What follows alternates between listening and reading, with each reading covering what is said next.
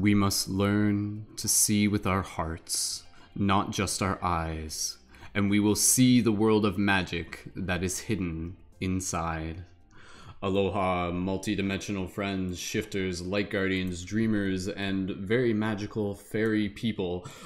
Dreamers within this holographic matrix, friends from all ages and all dimensions, thank you so much for joining in once again for another one of our inspirational team podcasts that we do here through Paradigm Shift Central, a portal for creators and leaders, people who are actively helping assist with the shift in consciousness, where we come together to be able to have discussion about the things that we don't always get a chance to be able to talk about, to be able to have consciousness expanding discussion, to be able to have discussion that helps lead us back to the wisdom of our heart, that helps us see the world in new ways, that helps bring us back to our place of empowerment and purpose within this realm and beyond. For those of you who are tuned in on YouTube, do me a favor and drop an 1111 in the chat, just to be able to confirm that you guys can hear me okay and that you are excited to be here. And thank you again to everyone for tuning in as we get ready to roll into this. Of course, I am joined by some fellow amazing conscious creators, our leading members who are with me here in the chat, and we're just going to take a moment to be able to give everyone a chance to be able to make some noise and send some love all out to the people from across these multi-dimensional realms. So for everybody here, go ahead and gently unmute yourself and make some fairy noise and say hello to all the amazing people tuned in right now. So whoop, whoop, whoop, bloop, bloop,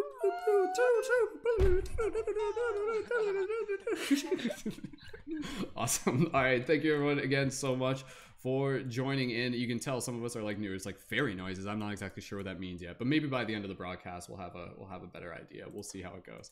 But anyways, thank you again everyone so much for being here. My name is Brendon, aka Mystic Spider-Man Skull Babylon. Again, for those of you who may be new, we do these team podcasts every Thursday at 8 p.m. Eastern Standard Time. There are a variety of topics that we move through from week to week. And so tonight's topic is about the spiritual wisdom of fairy lore, the magic and mystery of fairy lore. And so this is a very, very fascinating topic to be able to dive into. And so before we do that, we're going to take a moment here to be able to get ourselves primed, to be able to begin with a little bit of a group meditation. And then from there, we'll get right into the preliminary discussion. So just as a quick little overview for those of you who may be new to this project, again, Paradigm Shift Central, we have a team chat. We've got a Discord. You guys are welcome to connect further to it, to be able to get involved further with the community. And of course, these broadcasts are made possible thanks to our Patreon supporters. And if you guys haven't checked that out, that's where you can join on Patreon with a monthly contribution. And if you would like to join at the $11 level, you can also join as a leading member, which will give you access to our benefits to support conscious creators and leaders,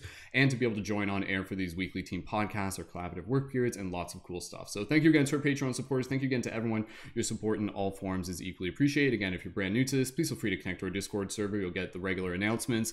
And again, if you would like to be able to join on Patreon, go ahead and do that. So with that said, as we get ready to move into this, thank you again for those of you who are tuned in on YouTube. Your conversation is a part of the discussion tonight. For those of you, thank you again to our moderators in the YouTube chat, and just inviting people to be able to add their perspectives to the discussion as we move into it. If it's your first time here, go ahead and drop a 333 in the comments. And if you guys are tuned in on YouTube, on Instagram or TikTok, go ahead and click the link in my profile to be able to join in with the rest of the team on YouTube. And please feel free to share this broadcast with your friends, put it to your Instagram stories, leave some comments afterwards. And yeah, with that said, let's start off with a little bit of a meditation, and then we'll get right into the discussion. So when everybody is ready, just go ahead and get yourself nice and comfortable. And this is a standard meditation that we do at the beginning of these discussions. And this goes back really to the origin of the project. This goes back to the fact that this whole project began 10 years ago, and it began in a variety of forms as a club in my college, but it was also just like me and my friends getting together at a yoga studio every Friday, sitting down and practicing, talking about metaphysics and consciousness and having different themes now and then. And that's basically what we're doing here in a digital, virtual way. So thank you again, everyone, for helping create this sacred space. When you're ready, go ahead and gently close your eyes. Softly straighten up your posture, open up your chest, relax your face, and begin to bring awareness to your breath. Soft, gentle inhales and soft, gentle exhales. Breathing through the nose if it's preferable, just allowing yourself to become more relaxed with each exhale. And as you breathe here, just bring your awareness into the space within your heart, into the space of gratitude. Gratitude for this sacred space we are creating, gratitude for the community, gratitude for the discussion we are here to have tonight, gratitude for yourself for showing up. And as we prepare to move into this discussion, just inviting into this moment, visualizing all of us sitting together in this circle. You can imagine us like in a yoga studio or out under a tree, maybe even the dream tree, the life tree, the world tree. Wherever you feel naturally drawn to imagine us, just imagine all of us sitting in a circle comfortably here to share our wisdom, to share our heart, and to practice exploring the mystery and the wisdom of the discussions we are here to have.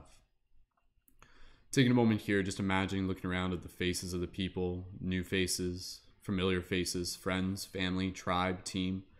And just take a moment here very briefly before we wrap this up to be able to express your gratitude to the people here while also receiving gratitude in return. So for the next few moments, I'm going to stop talking, just be in your own silence and go ahead. Just be in this space, be in this circle, connect with your heart, see with your heart, express gratitude and receive gratitude for the people here. Go ahead and do that now, just for...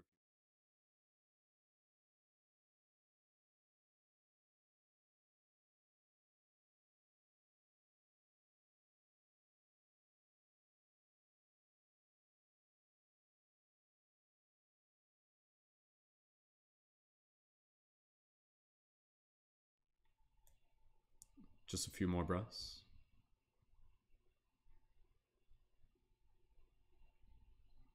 Wonderful. And if there's anything in particular that you would like to say to the group right now, go ahead, say that with your heart. Some words of encouragement, some words of kindness, some words of gratitude for the group. What would you say to them right now? Just go ahead and take another moment and reflect on that.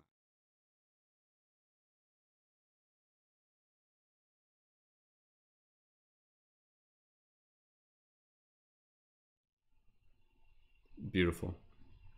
Slowly from here, as we begin to conclude this small meditation to get things started, allowing yourself to just continue to carry with us this vibration, this vision, this intention, this coherence, and just keeping this image in your mind of all of us just chilling out in a circle, having a good time, just being here and exploring and having trippy discussion.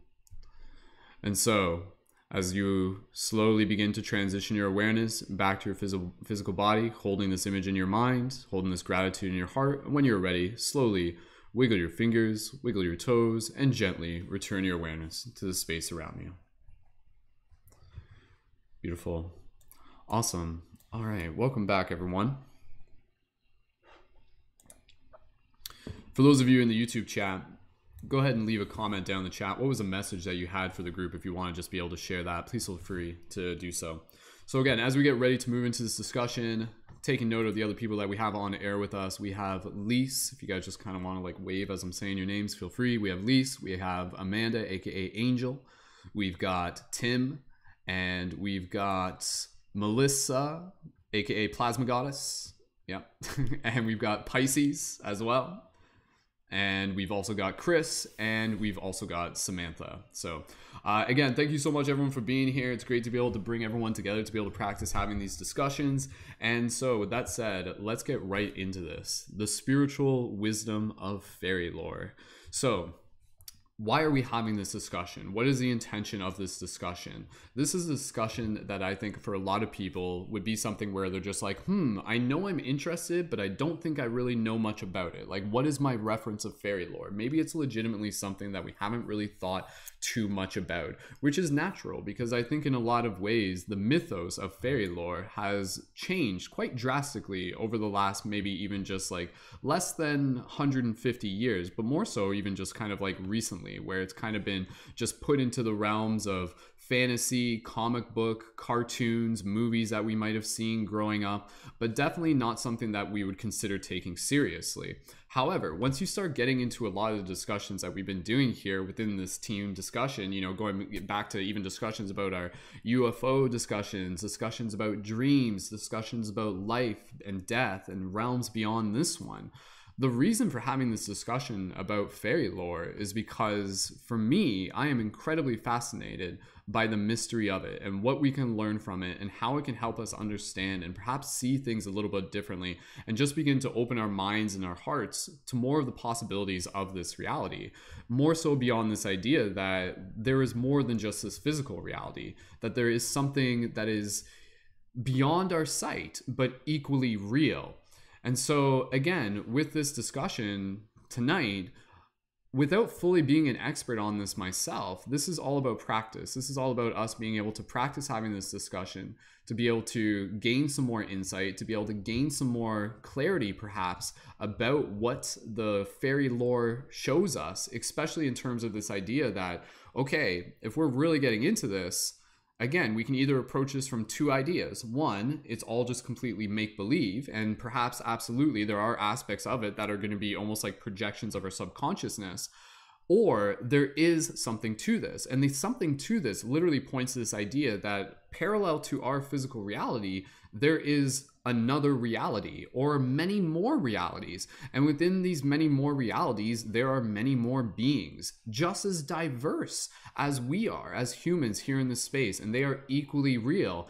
And yet where they are from is not the same place where we are, but they can still interact. And this is where we start kind of getting into like the history and all the different stories. But again, up until just like a few hundred years ago, the idea of like this like fairy world or encounters with fairy folk was something that was not entirely uncommon. It was something that people like in many ways openly talked about, and especially in different cultures. And I know Lise is going to be able to talk specifically about that and even just her experience with how it is something that exists in the culture that she's grown up in as well. And so as we move through this, we're just going to kind of continue to flow through. I will say that going into this, I was able to watch like a really cool documentary that really opened my mind. And I'll just say this, and then I'll pass it over to Lise. And I would encourage you guys to check out this documentary. This documentary is called Searching for Fairies, and it's on YouTube, and it's really, really good. And what makes it so good is that there's a lot of interviews with people that have had experiences and encounters with these beings. And one of the things that's interesting is this idea that within the earlier part of the documentary, the person goes to like a grade 1 classroom and essentially interviews like a grade, like 6-7-year-old kids. And he's literally asking them, and he goes up to them and he says, hey, like I used to be able to see fairies, but now I can't. I've grown up. I've forgotten how to see them. Can you teach me how to see them? And he's like asking these kids, and it's this fascinating moment. And the kids, first of all, he's like, do you believe in fairies? And all the kids are just like, yes, absolutely. And so some of the kids, they're just like, oh yeah, so like you can see them. You can see them like in the garden and stuff like that. But you have to be very gentle when you're looking at them. You have to be coming from like a loving place. And so it's kind of like this idea that, through the awe and wisdom of how a child sees the world, we can actually begin to understand that perhaps is some way in terms of how we can begin to open our heart and mind to the possibility of interacting with these beings. And now, of course, before we get too far into it, with any discussion, there is a shadow and there is a light. And we are not here to ignore the fact that a big part of the history of the Fae is quite mischievous, is quite trickster in its orientation. And that's where a lot of the lore and a lot of like the stories that we hear, some of them, again, it's kind of like the culture has kind of put this spin on fairies where it's like, oh, they're all like fun and happy, but the origins are like, yo, they're actually quite like mischievous and tricksterous. But it's really both, it's really both. But there are these stories of people that would literally tell the children, don't go out at night, or like they'll take you, whatever they may be, these other beings and everything like that. And this is a common tale that you can hear throughout many different cultures in many different ways.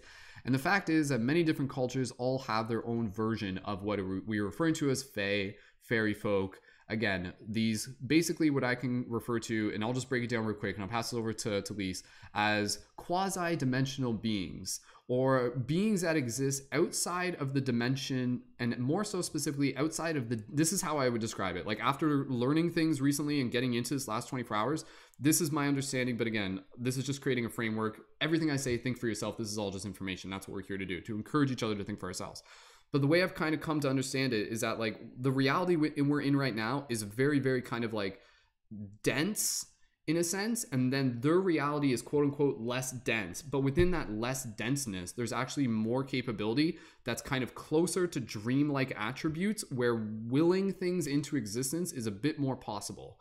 And what that is, in the same way you would see it in a lucid dream, can be almost like parallel to what we would think of as magic, so to speak. So this is where you actually get into this idea of the fairy realms and everything like that. Like when Tolkien was talking about like Middle Earth, that is a term that is used to describe the fairy world. It's usually referred to as like middle world. And what it means by that is like the world that's in between, the world that's kind of like between here where we are and maybe another space. It's kind of, it's not where we are, it's between where we are. And in some ways it's parallel to us. And this is where you get into all these encounters where there's literally these like other beings, and perhaps they're more around us than we realize. They definitely are found in more forested and nature areas, and they have a deep relationship to nature, and we'll talk more about that. They can also be found in physical places as well, in houses and everything like that. But again, this is just all going off of information that I've been able to discover and people that have told stories. I'll pass over to Lise because, as you can tell, like, again, this is just practice for me. I'm like, good God, like, how do we draw this map out? Like, this thing is like so complex. You can tell I'm already bouncing around a little bit. So just to keep things on track and without having to babble on too much, we'll pass it over to Lise. We'll get into more stuff. I do want to be able to get into things such as like how time is different in this realm. Again, you know, how they have helped people, different symbolism that we've seen in movies and things like that. And yeah, and how they relate to nature and what they can teach us, and how, again, what we refer to as the fae, the fairy folk, how this is, again, easily blends into other phenomena and stuff like that. We won't get too far into that, but we'll let it naturally happen where we're like, oh, wait a second, this is actually directly linked to a lot of other stuff. So anyways, with that said, we're going to pass it over to Lise, aka Truth Seeker Sound. And Lise, thank you so much for joining. And again, please feel free to briefly introduce yourself, talk a little bit about why this fairy topic is important to you, and please bring what you can bring to the table to help educate and share a little bit of the wisdom and perspective that we can gain on this together as a team. Lise, when you're ready, go right ahead, and thank you for being here. Hey, thank you. I'm really glad this is a topic, actually, since you posted this in the Paradigm Shift community the other day. Like, I've been, yeah, like having more conversations about fairies and that whole world with different people. So yeah, it's easy to forget to connect with, I suppose, what is essentially an innocent, childlike spirit, um, which is very much related to the natural world and the kind of liminal realms. So I suppose a good place to start is to describe a little bit about my connection or experiences with them, which started at a really young age. I think I would like to say if kids have the opportunity to be outside in a natural space at some point in their trajectory, it's likely that they are going to either come across stories around folklore, fairy tales through what they're introduced, or just through discovery and exploration of their the natural environment, which kind of lends itself to games of the imaginary and games of uh, play and narrative that are about really tapping into the unseen. So I have quite distinct memories of, yeah, my childhood, which I was fortunate to be in a rural setting, and like loads of trees, and just, you know, the perfect place to explore and just to get carried away and create little dens. And something I really liked to do was actually construct little houses, little fairy houses. So that was always like a big project to make something all out of natural materials and wood and a thatched roof. And yeah, that's maybe a point to make in terms of how we might feel we can connect with the essence or spirit of fairies, whether we feel them to be very tangibly, physically real, or just from a kind of an energetic point of view, wanting to engage and dialogue with that kind of curious, childlike, kind of mischievous energy, creating spaces and environments that would be pleasing. So for me, that's always that association has always been about something that's aesthetically inviting, and it needs to be really natural and have that energy of a wildness about it. So flowers and plants, water, all bringing all the different natural elements into a space. And I've done quite a lot of work, outdoor work with kids, and something that they always seem to love to do is to create like little fairy gardens or fairy houses, and it's just a really nice way to uh, come into a different like dimensional awareness if we have this idea or depiction of them being, like the wee folk, the little people. Suddenly the scale of our world and our universe completely changes, and we kind of like shrink down to imagine like the vastness of the bottom of the garden and how much that opens things up for play. So yeah, in terms of Scottish folklore and oral tradition, like that's the kind of context that I come from, and it is very rich with stories, with kind of a lot of that has been lost. So that's something that is worth to mention. So in terms of the remnants of narratives that relate to myth and legend, magic, the realms of herbal lore, the realms of folk medicine, they all have a very strong link and connection with the Fae or the Fairies. And I pulled up a couple of pages because there's a list here. Scottish names for fairies include the still folk, people of peace, the silent moving folk, pixies, the wee folk, and prowlies. But then there's a whole other branch of names which relate to maybe the more mischievous type, like brownies, which are described to be maybe the naughtier spirits who were on the whole friendly and domesticated, although in some areas the householder would leave food or milk or even clothes for them in order to gain their protection.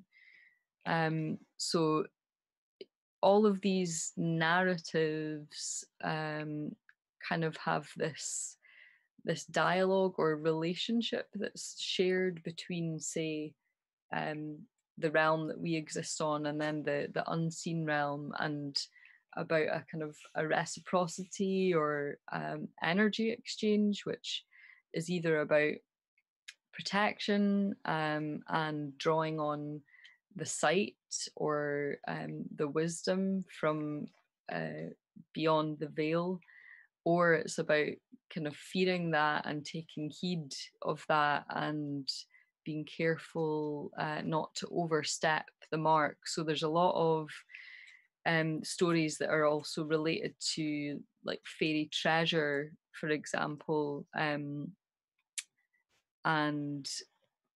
that many mortal men have met a brutal end, or have become trapped on the other side, as it were. Um, so yeah, like reference to magical items, and fairy gold is this kind of theme that seems to run through um, many many of the stories.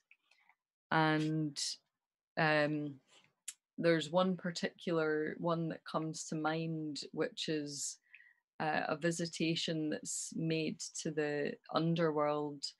And this was an accidental stumbling or discovery of their hidden entrance, which was stimulated by this individual going to search for their treasure, and he did not return. So there's always this kind of duality, of how how they're depicted, and I suppose we can look to Disney and a more like commercialized, saccharine kind of interpretation of these qualities, these characters, but that there are actually strong links and suggestions to dialoguing with the undead and those realms as well. So they're definitely, I would say, from my perspective, messenger spirits, really, and that aid communication between different realms. So there's also another one to mention, with the brownies, which are the kind of the not so nice, supposedly, um, talking about female spectre of the class of brownies to whom dairymaids made frequent libations of milk. And they were said to be innocent, but they frolicked and played and created mischief and havoc if they weren't given their share of the produce. Even so late as 1770, the dairymaids were still leaving out quantities of milk, as a kind of an offering. So, and there's all sorts of references as well to being careful about where to, not to enter fairy rings, not to disturb places that the fairies have said to have been, for fear that you would go mad. So you can see over time that there's been a process of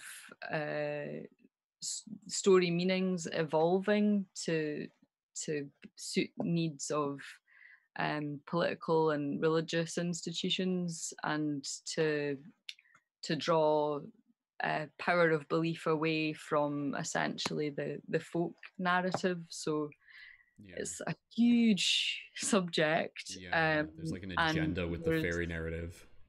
a lot to So mention. But yeah, I would say, like, as a kind of an energy to connect with, as a helpful energy to connect with, really looking to the natural environment as the playground and the space that they inhabit, essentially.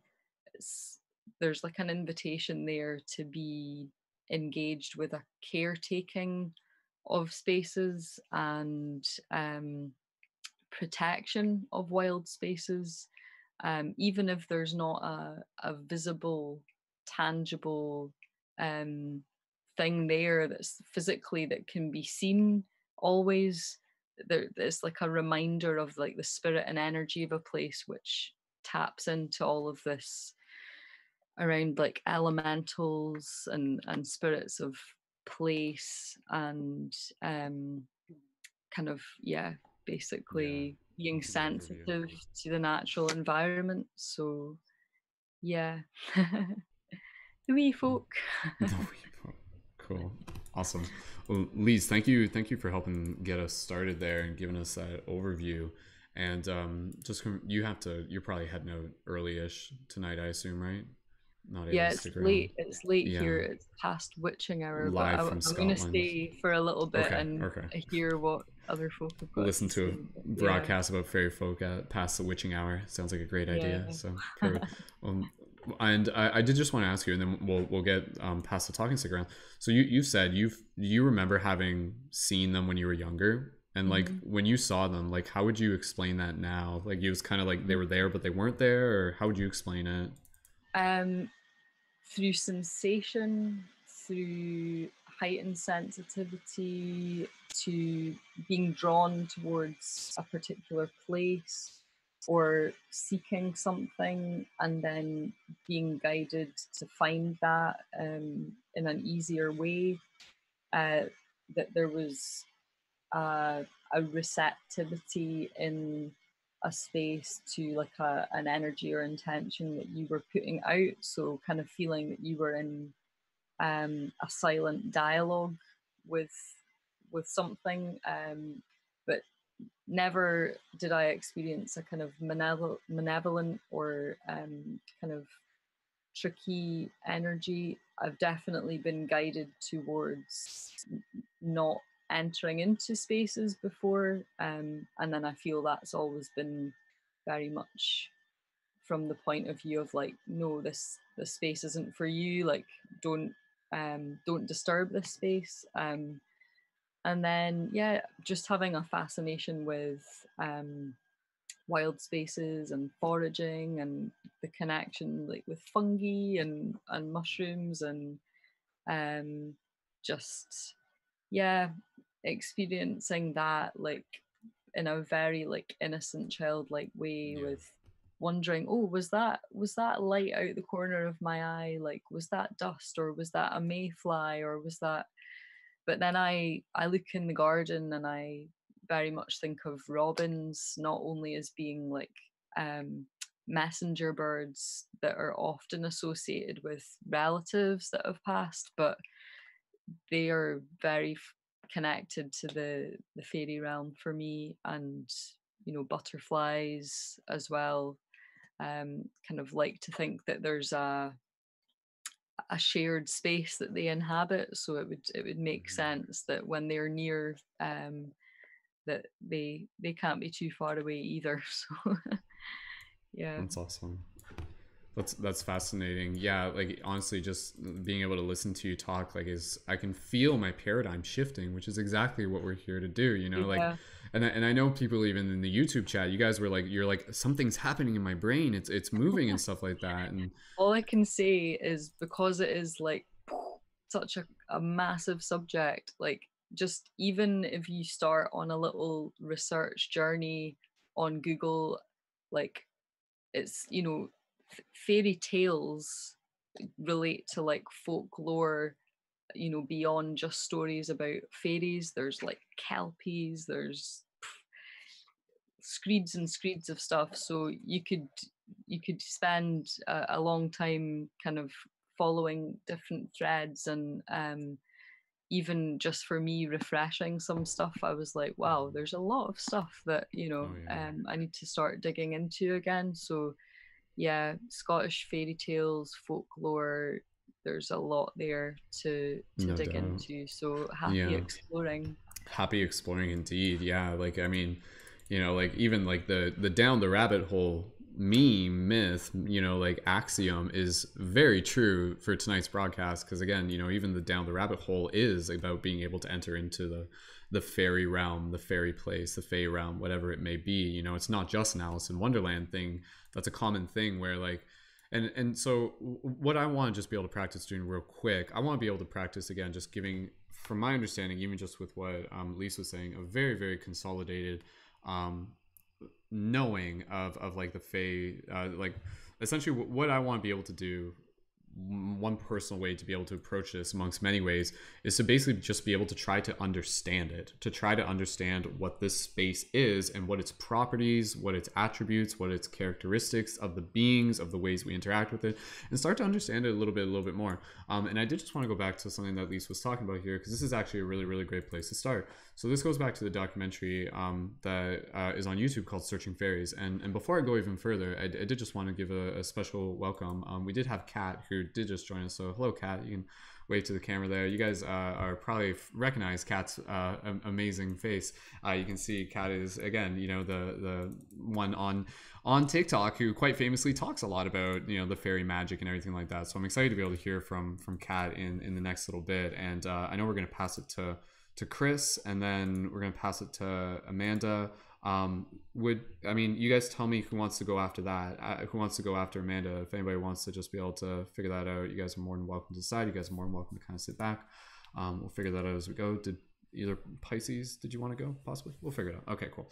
All right, so okay, one thing, just to be able to move through this, guys, let's work on keeping this podcast within 3 hours. Obviously, we could talk, like, this could be a part 2 thing that we might do eventually, but let's just keep it consolidated as best as we can, and we'll always be able to come back to this. But one thing I was going to say that was super interesting, this was in the documentary Searching for Fairies. I encourage you guys to do this. One interview that he had with a young man who I think was either from Scotland or Ireland, he was raised by his mother, and his mother was basically a shaman, and she taught him how to communicate and how to see fairies. She did this. She knew how to do this. And basically kind of what Lise was saying, this was really fascinating, because I understood exactly what he was talking about, and I think you guys will too. He was saying you would actually see them by like putting your hands up and like feeling the energy. You know, like basically what I've understood, and again, this is why I'm telling this, because I think you'll help understand it. We literally exist in like an ocean of energy. So these beings, they may not be in the same frequency as us, but they're still in the same pool.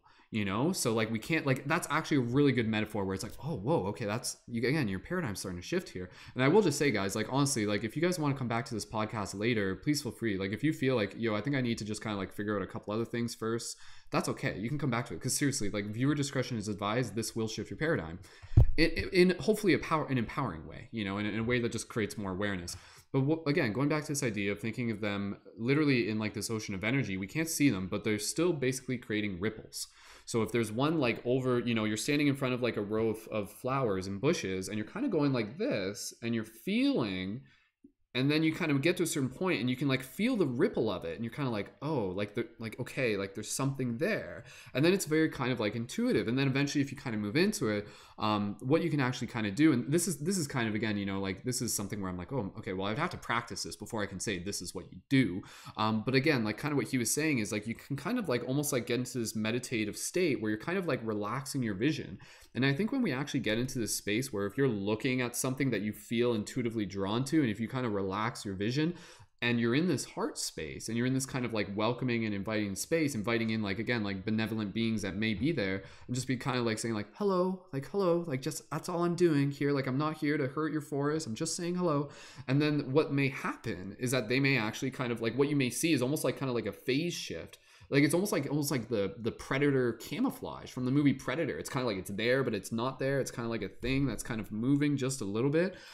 This has been based on my understanding of what other people have explained it as in various different terms. Even the children from the documentary, the grade 1 kids, they're like, can you see them? And they're like sort of like they're there, but they're not there. And it's like they're between worlds. Like and that's how they're explaining it. And the kids, like, they know, right? So again, I think when you're younger, obviously you're tapped into more of these spaces. And again, there's other people in the documentary, and one woman, she's like, I explicitly remember seeing them when I was younger, and I would see them on the flowers and in the garden. And my father actually built a fairy house, so I would see them playing in the fairy house.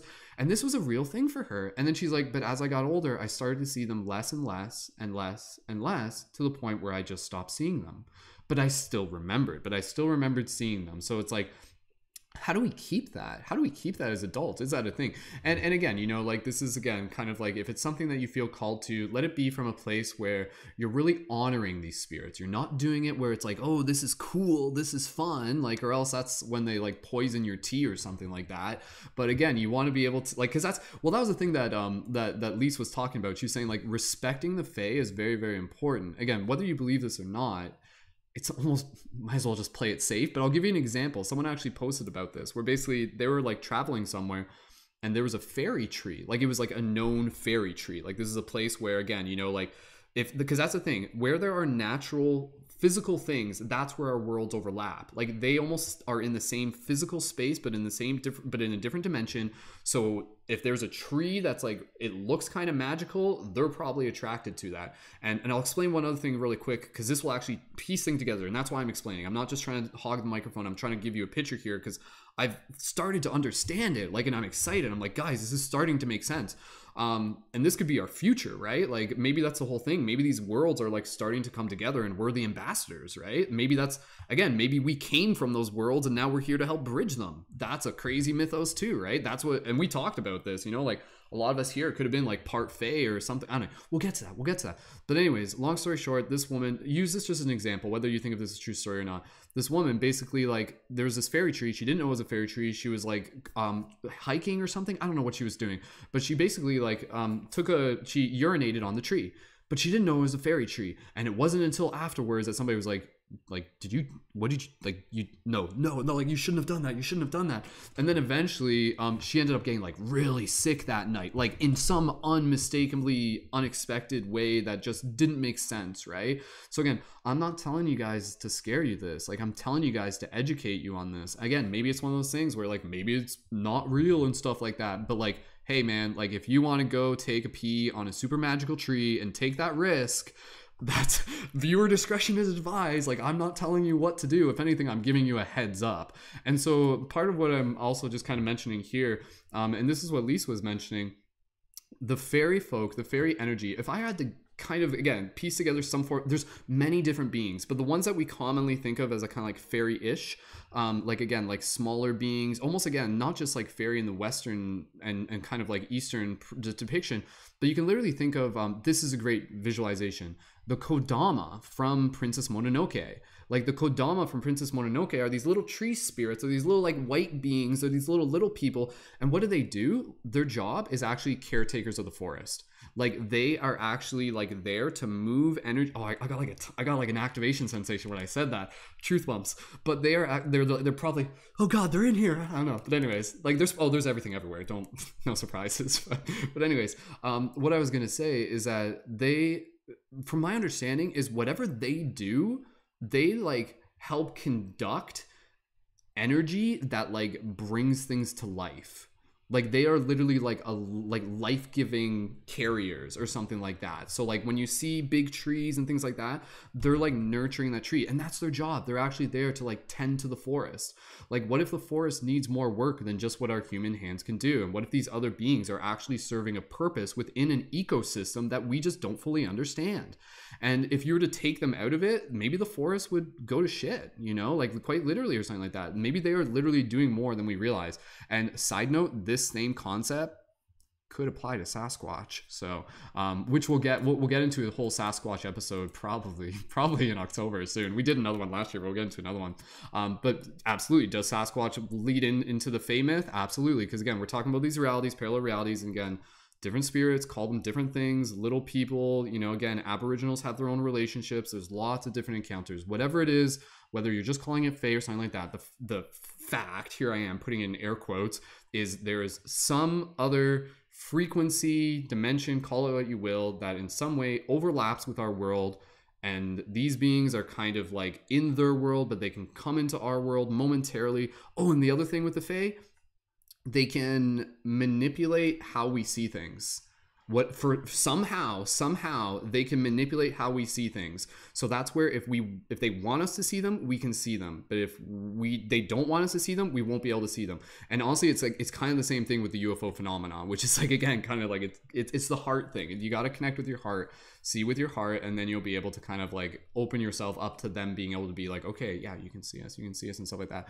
But the other thing I'll just mention here real quick, because again, you know, this other thing, it's not just like just this world over top of ours, but then you get into this idea that there literally are these other worlds, spaces and stuff like that, like kingdoms, or I don't know, I haven't been there yet. Maybe I have, maybe I just can't remember. Maybe all of us have been to these places, and we literally like imagine this scene between lifetimes, and they're like, are you sure you can do this, my child? Yes, I must go to the human world. If you do that, we must make you forget about your origins here from fairyland. I am well aware of my choice. Make me forget, and I shall remember someday when the time is right. Go forth and like fulfill your mission of helping bring magic to the human world, for they are lost in their ways, or something like that, right? Like seriously, maybe this isn't too far off from the truth. It kind of sounds like what a lot of us are hearing. If you resonate with that, drop an 1111 in the chat. But anyways, the one thing I was just gonna say from stories is, and I know I'm babbling here, I apologize, is basically this other space. When you go to their space, whatever it is, time is different. Things are different there, and this is a big thing. If you were to go there for like 2 hours and you were to come back to the human world, theoretically, like it could be like decades have passed.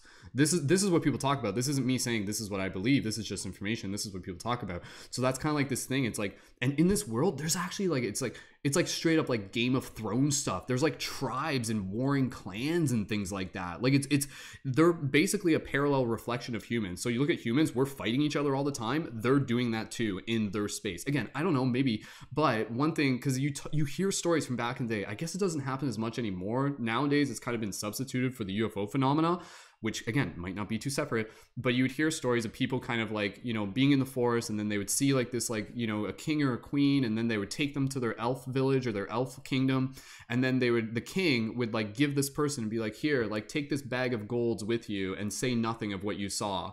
And then they'll be like, oh great, this is a great deal. And then they take the bag of golds and then they leave out through the forest, through the hole, you know, they come out through the tree trunk, and then they open the bag and it's just like dried leaves, and they're just like, huh, like what I got, you know, I got tricked. I got like bamboozled or something like that. And that's again like with the Fae, they can do this. They'll like make things appear, because again, in their space, what we refer to as magic is more or less things are just kind of like more dreamlike, but still some version of sleep. It's not all the way dreamlike, but it's not all the way solid. It's something in between. Hence, Middle Earth, Middle Worlds. That's so there. I hope that connected some dots for you guys, because I only told you just to be able to help get an understanding of it. If you guys feel like that made sense, drop some 777s in the chat, and I hope it did, because that's exactly why I shared it. Okay, Chris was like yes, like the whole time I was doing that. So Chris, let me know just if what I said is things that you've already pieced together, because I think that's when we can start to know if like multiples are just like, yo, like this is, because again, a lot of this is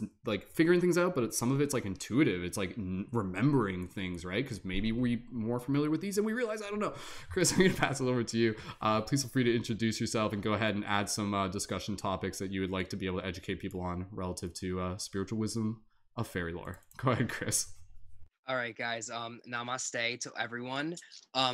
Brendon, you hit on so many amazing points, and let me be the one to piece together your missing pieces, because you really like hit so many nails on the head.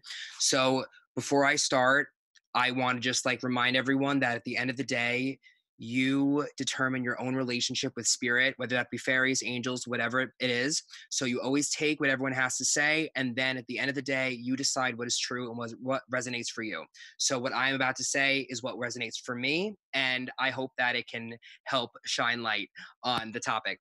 So the way that we perceive like fey energy, fairy energy, is a reflection of us. Okay, so the same way that different religions have their different gods, those deities came from the way those people, those religions interacted with source. So the Christian, like let's say that the Christians, they looked at source and they said Jehovah. Okay, the Hindus, they looked at source and they said, okay, all these different gods.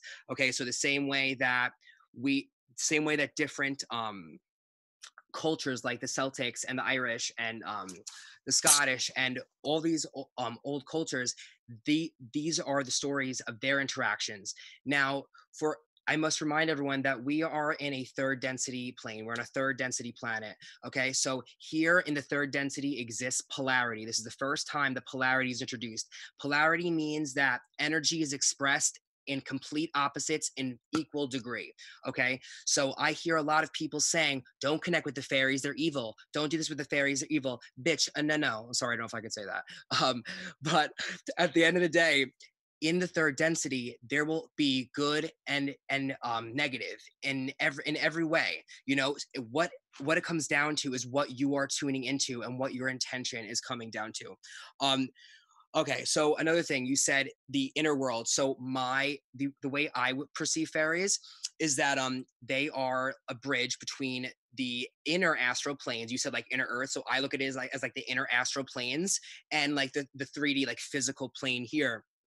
Now, fairies have 4D light bodies. Who else has 4D light bodies? 4D is light body and physical body. Who else has 4D light bodies and physical bodies? Syrians, UFOs. Okay, so in the same ways that these Syrians and that these Arcturians and these Pleiadians, and when they phase into our frequency and phase into our dimension, they're doing it in a fourth density way, in the same exact way that the fairies do it. So like we're all differing souls on our different journeys here on this 3D plane, learning whatever lessons they may be, right? So the fairies, they are literally like 4D souls in a sense, here on a 3D 4D now, like Earth. Okay, so touching on what Lise said, it's funny when she brought up fairy gold, because I've been connecting with the fairies for 9 years now. I talk to them every time I go outside in nature. I practice working with their energy in my witchcraft, and they dance around my magic circles for years, and it is just like the most beautiful energy that I love to work with. And something that I always do is I always go and I leave crystals for them. And there's a tree in my backyard. Fairies love in between places because they are the bridge, right? So I have a tree in my backyard, and it's one single trunk that branches out almost like a Y. And in the middle of that Y is a circle, is like a hole in the tree. So a few years ago, I put a piece of amethyst crystal in the hole, and I set my intention talking to the fairies, whatever it was at the time. And there was like a snowstorm for like maybe 2 weeks or whatever here in New York. There was a snowstorm for like a few days, and then the snow didn't melt for 2 weeks. Let me clarify. So then what happened was I went outside, like when the snow had cleared, and I went over to the tree, and what was left for me was not amethyst. It was a piece of pyrite. Now, if you're familiar with crystals, pyrite is fool's gold. Okay. And I remember like running to my like local metaphysical shop to talk to like one of my like spiritual friends to tell her, oh my God, the fairies took my amethyst and left me gold. And it's just like amazing, you know. Like I said, everyone's experience is going to vary and is going to differ. Another thing is that you said they're life-giving, like they're life-giving, right? They are the nature spirits. They are that archetypal energetic elemental energy. So 4D light beings, 5D beings, they are able to literally manifest with thought. That's how, like, when we're dreaming, we are in our like fifth density astral body, and we can manifest with thought in our dreams because we're working with that in that fifth density space. Okay. So as soon as you like leave the third D and you enter the 4D, like boom, you begin to work more energy manipulation with thought. And that is literally like how the fairies are able to manifest and create in the Fey realms and the Fey lands. What was I gonna say? I have seen fairies with my third eye, like dancing around the circle. I've also seen them with my physical eyes dancing around my backyard in like little like beautiful orange orbs floating around at like dusk and dawn. That's when I have found and twilight. That's when I have found that the best time to connect with them, or midsummer. That's when I have found also. And another thing, when you were talking about fairy trees, I was actually in Ireland a few years ago, and what happened was I think I was in County Kerry. Okay, maybe not. It was in Killarney National Park. Okay, there was this abbey, and I went there during the day, and in this abbey, there was this huge tree in the middle of this abbey. Like the abbey was built around the tree. Now, me, like I was what, like 18 years old. I'm 23 now. I started working with the fairies when I was like 12, 13.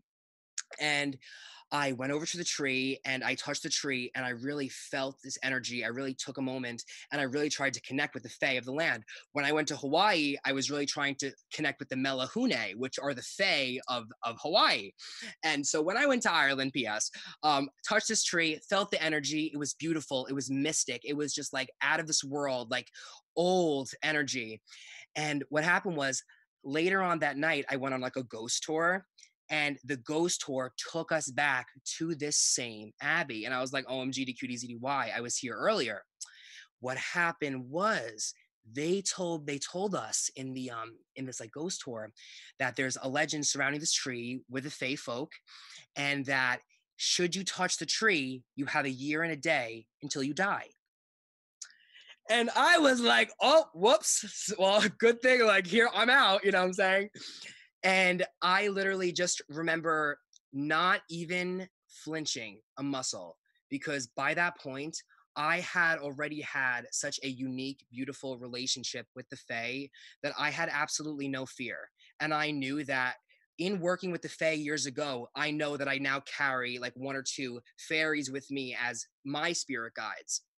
And I knew that they would never let anything happen to me. They would never let their negative polarity counterparts, right? Their negative Fae would ever, like, let's say like the negative Fae were trying to take me in the night. I know my good Fae would come and protect me. Okay. Because also like Fae are not even just these like little fairy beings, like in the realm of Fae, in the astral plane, the inner astral realms. Because remember, it's infinite, baby. Infinite astral realms up there, infinite astral realms in the inner earth. As above, so below, for infinity. Okay. So like when we think of like phoenixes, when we think of like griffins, when we think of like these spiritual creatures, they also exist within the realms of Fae. Okay. So like it's really like it's just a beautiful energy to work with. And a lot of what like Lise said, holding the utmost respect for the Fae and of course any energy that you're working with is just so important. That is why I always begin and end with Namaste. Namaste means the divine in me bows to the divine in you. And if there is one word in the English language that I can use to truly portray how I feel for others and for all living things, it's Namaste, because I recognize the divinity in all things. Now, we talk about how Fae are the bridge, right? Fae have 1 foot in the physical, 1 foot in the ethereal, right? They can bounce right back and forth because they are like these 4D energetic beings that reside within our inner astral planes. Oh my gosh, I was gonna say something. Oh yeah, our link with them comes down to Earth, okay? Just like we are all here to learn our lessons, we're here to learn our lessons so our souls can evolve, so our souls can continue on their soul path, on their soul journey. Every soul is on a certain point on that line, on that spectrum, right? It's not so clear cut as we'd all love it to be in our like 3D incarnation, but it's not so clear cut. So now we here as a collective consciousness, right? The way our consciousnesses are all working and evolving directly affect the earth and directly affect the evolution of the earth's consciousness and how the earth energetically grows and evolves and transitions.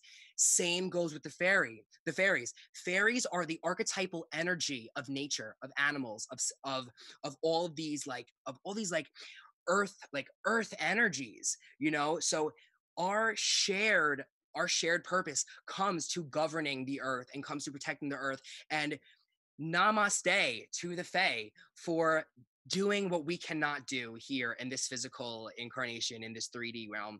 But if you are an incarnated fairy, which there's a lot of people on Earth today who have lived past lifetimes as a fairy, namaste to you, okay? And live in your love and light. That's it. So that's, I guess, all the notes that I had. That's all the notes you got for now so far. Yeah. I was taking notes as you guys were like saying stuff. I was like, oh, that's Perfect. A good point. That's a good point. Yeah. Connecting the dots, man. That's what we're here to do. You did a great job of it, Chris. Thank you so much, man. That was awesome, and thank you for sharing not only your wisdom on that, but again, direct experience with that as well. So, dude, that's really cool. And just real quick, before we just pass off, like, so when you were younger, did you ever like see them, or was it again like did you kind of like feel the presence, kind of like what we were talking about before? Do you remember having like some version of physical encounters. Was that a thing for you? If you can just give us a quick overview of how that was, and then we can document it. The basis for seeing with your physical eyes any form of spirit comes from your belief and your paradigm. Okay, we are all infinity personified, all having differing abilities in differing ways, but the only limits that we have are those that we set for ourselves. So as soon as I began my spiritual journey, and I realized how powerful positive affirmations were, and how positive affirmations really help to like shift and create change in our world, I directly began using affirmations like, it is safe for me to see fairy love, right? It is safe for me to see spirit in all forms. And when I began working on my clairvoyance and working on my psychic senses, one of my very favorite ones was, I can clearly see spirit with my physical and third eyes. And after saying it over and over and over and meditating and candles and the whole 9 yards, I literally saw, like, with my physical eyes, like little orbs, like, I wouldn't say like little tiny orbs, like little like orbs, like dancing and floating around my yard, like almost at like a twilight, like in that in between time. And that's when I had seen, that was the time when I saw them with my physical eyes. When I see them with my third eyes, I'll see them dancing around the circle, how I perceive them as like little fairies and like different like elven creatures, and with my third eye. But I've seen them by both. Gotcha.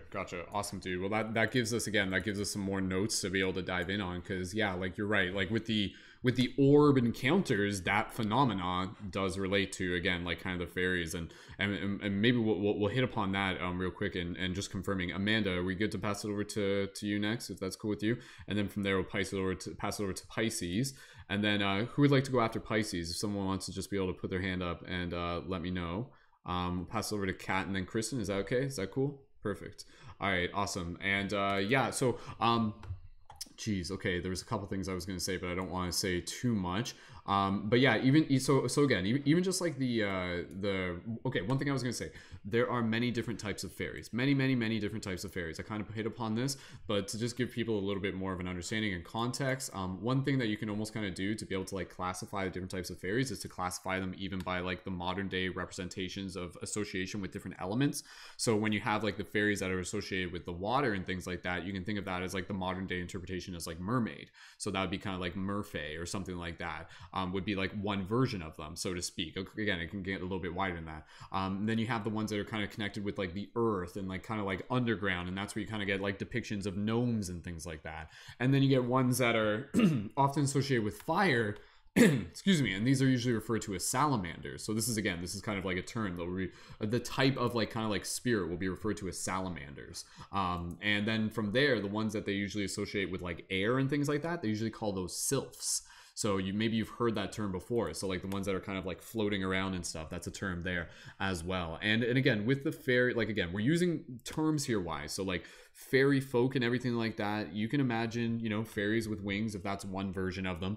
But a lot of the depictions and versions of fae throughout history were actually basically just like humans. Like they literally looked just like humans. Like a lot of like the wing stuff didn't even kind of like start becoming a depiction until kind of within like the Roman kind of like when they started making like cathedral paintings and kind of like a Renaissance era as well and everything like that. And they started again kind of like there was like a modern day Renaissance sort of depiction of fae.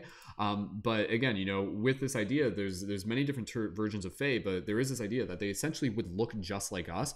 But if you were ever to meet them, maybe there would be like something slightly off or something like that, because they would almost be like them kind of like disguising themselves as us. And then you get into this idea that again, maybe they're like already just naturally shapeshifters by nature, which kind of goes into the dream aspect of how things work there. And the other thing related to the orbs, and then I'll pass this over to Amanda, just be able to again help us understand this. At least again, this is how I've been able to kind of grasp it. The orbs, again, you can almost, whether this is or this isn't, I don't fully know. But again, usually when I think of orbs, I basically think of like little tiny like Merkabas, which is again like the light body vehicle that is around every single one of us, but they're conscious enough of it, and we perceive it as like a little tiny orb, but it's actually them like floating around in like a little Merkaba, which is again like this star tetrahedron, like the triangle up, the triangle down, that in a 3D form for those of you who are familiar.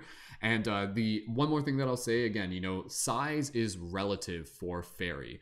this is again what other people say. They can be as big or as small as they want, in some version or another. But again, maybe you do get other creatures that are more kind of like specific to certain sizes, and then you get again kind of like the giants and stuff like that. And the other thing, I'll just hit upon this real quick, and maybe we can talk a little bit more about it later, is opening up into the idea of how this connects with like dragon myth and dragon lore. Because again, if we're talking of beings of these realms, one thing that I just kind of opened my mind to is that like what if there literally was a time where like we literally interacted with these beings in a more common way, and what if there was a time where like dragons, quote unquote, were literally in the same dimension as us, with the same frequency as us, and literally were something that was like a part of our shared reality. But then over time, they like, this is kind of a narrative in my mind. I'm like, oh, I could see dragons doing this, where eventually they were like, sorry humans, like we can't stay in this dimension with you anymore, like for our own safety, like we have to kind of phase shift. We'll still be near you, but you won't be able to physically see us, because God knows you'd put videos of us on the internet and it would freak everyone out and you'd shoot us down with missiles or something like that, unfortunately, right? Like we don't understand them. So it's like a lot of these fae and everything like that, they are pretty much kind of trying to mind their own business. A lot of it is like them taking care of nature and things like that. If they were to see you walking around looking at your cell phone, they probably wouldn't really care. It's not until you start like maybe like, you know, cutting down a tree, and then they start getting a little bit interactive. But again, there could be other versions of them, and there's many different versions and different stories of, again, you know, fae appearing quite as human and then like bringing people to these other parts and these other worlds and everything like that. How much there's stories of that in recent memory, I don't fully know.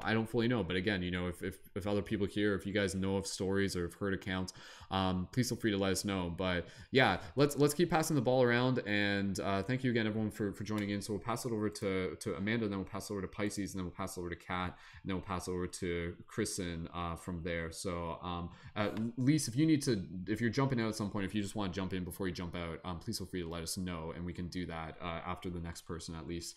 So, okay, cool. All right, so Amanda, thumbs up from you if you're good to go. And with that said, Amanda, one of our newer-ish leading members, thank you so much for joining in, and passing the microphone, the talking stick, over to you. And when you're ready, go ahead and briefly introduce yourself and share any thoughts on the spiritual wisdom of fairy lore. Go right ahead. And Amanda, if you're good with a camera like that, that's fine. And when you're ready, go right ahead. And guys. Yep, we're good. So just a little bit of background. My grandparents, or my great grandparents, one was from the Isle of Skye, which is basically the center of magic. My great grandmother was from Ireland, so magic essentially runs in my blood. So the Fae have been important to me from basically my first memory. They've always been around. They've always been a part of my life. I have a tattoo to signify that. Lise mentioned something that actually reminded me of something that my grandfather used to always say. So I was sorry, I'm getting really, really tired, guys. I was very mischievous as a kid. And my grandfather used to always call me one of the wee folk. And I never understood that he was calling me a fairy. He just said, "You're always so mischievous, you're one of the wee folk." So I thought that was really cool that you had mentioned that that's a name of the fairy, because I had no idea what he was calling me. My whole life, I've always gone wandering in the forests and exploring, and I've always felt not necessarily safe, but guided through them. And the same thing, I would have spots where I would go to walk into and suddenly get this feeling that I'm not supposed to go that way, and I would turn around and go back another way. I've always looked for fairy rings, and even now to this day, I'll take my kids out hiking and we go wandering around in forest looking for fairy rings, and we go looking for dragons, and we go looking for unicorns, and we try to find all of these little different symbols of magic being around us. So it's something that's always been there. One thing that I do want to mention, when I was younger, I would always take things with me when I went exploring in the forest, and I would put them down. They'd be gone instantly. The next couple of visits, they would still be gone. The fourth or fifth visit, always, it was either the fourth or the fifth one, I would come back to the same spot. It would be exactly in the same spot and exactly as I had left it. They loved playing hide and seek for some reason. It was never malicious. It was always mischievous. It was never malicious. It was always a playful energy that they had with me, and they were always around and playing. It was never physically seeing them. It was just always things like that, stuff not being where I put it and then being back in that same spot and being guided away from areas that I shouldn't be in, being guided into areas that I should be going into. Just always knowing something was there, but never really physically having it there. But yeah, Brendon mentioning dragons, we put the Fae and dragons in unicorns, unicorns being the national animal of Scotland, all into the same grouping. We go looking for them constantly. I have taught my kids what fairy rings look like so that they don't step into them, not out of fear, but out of respect for the Fae. Because Amanda, do you want to explain what fairy rings are for people who don't know? yeah, so fairy rings are basically, it's usually mushrooms, but it'll be a perfect circle of mushrooms that you come across. And sometimes I've even found them to be perfect circles of little stones, but there will be natural elements that come into a perfect circle. A lot of the times you'll find them perfectly circling trees, but sometimes you'll find them just by themselves, but it's always in a perfect circle. You never want to enter into those simply because it's disrespectful. It's not something you should really be fearful of. You want to show them as much respect as possible. They're very kind and helpful when you do show them respect. They're not something to be trifled with when you don't show them respect. But I've never not shown them respect. They've always been there and they've always been helpful. So I've had no reason not to show them respect because they've always been kind to me. It's really fascinating. Yeah, again, it's like a relationship with like a relative eventually. Yep. In some form or another. Sounds really cool. Awesome. Amanda, I know you were mentioning, was there anything else you were mentioning before? I wasn't sure if there was something more about dragons. I wasn't sure if there was something else that you were mentioning there that we got sidetracked on by fairy circles, but yeah, so like I don't see any of it as lore. Dragons existed at some point in time. Every story has a grain of truth to it. Unicorns existed at some point in time. They obviously still do exist in some realm or another. It's just a matter of whether you can interact with them or not. So I've taught my kids to look for the in-between places, to look for the other realms, and to try to find the dragons and try to find the unicorns and try to find the fae and be respectful to all of them. And that's again, you know, like to be able to educate them on this topic, I think with respect is the best way to do it. So Amanda, thank you so much for sharing, and thank you so much for teaching the next generation about the magic of the fairies. So that's awesome. Amanda, was there anything else you wanted to share at the moment? Oh, that was it. That's it. Perfect. Awesome. Thank you, Amanda. I'd Wonderful. love to say something just before I leave the space, because I do have to hop. As much as I'd love Samantha, to Pisces yes. speak. Go ahead, Samantha. Go ahead. If you got to jump off, go ahead, jump in right now, and give us some quick thoughts before you head out. So go right ahead, Yes, Samantha. so I'm really grateful to be here. Hi, I'm Samantha Paprin. It's so nice to be in this space right here, right now, and to be with everyone who's here with us live, and everyone who's here with us in the future as well. And I hopped in with thinking I had way less fairy knowledge than I did, just because I never really personally spent time delving into it. But having sat in this wisdom, it really switched on a lot for me, and a lot of remembrance for me, and interactions for me, where I just wanted to leave saying that they do want to connect, they do want to be seen, they do want to be here. The unicorns, the dragons, the mermaids, the fairies, the elven people, all of it, they want to, but it's a dangerous place right now for them, and it's scary for them, and there's a lot of dissonance, and the messages that I have received personally has just been bring more resonance, bring more unity, like we want to come and we want to help, and they're offering, you know, their wisdom from their spaces in the world that they live in their dimensions that they live in, to be like, bring this to your people, like do this with your people.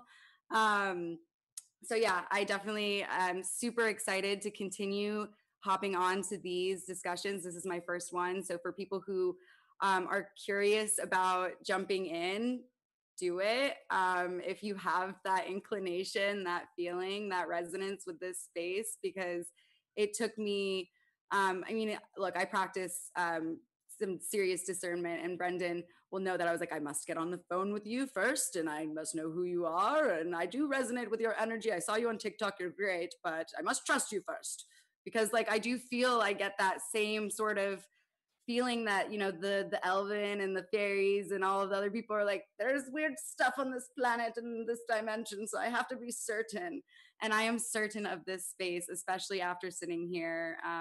So thank you. I'm gonna be quiet. I'm so excited to come on and watch later, Pisces, because I feel your energy just as much as I feel everyone else's, and I'm like, I want to hear what this woman's got to say. But my dad just messaged me for dinner, so family first too, right? So much love. Awesome. Samantha, thank you so much, and we'll see you around, Samantha. Awesome. Sure. May the fairies be with you. So yeah. All right, awesome. Ciao. Okay, team.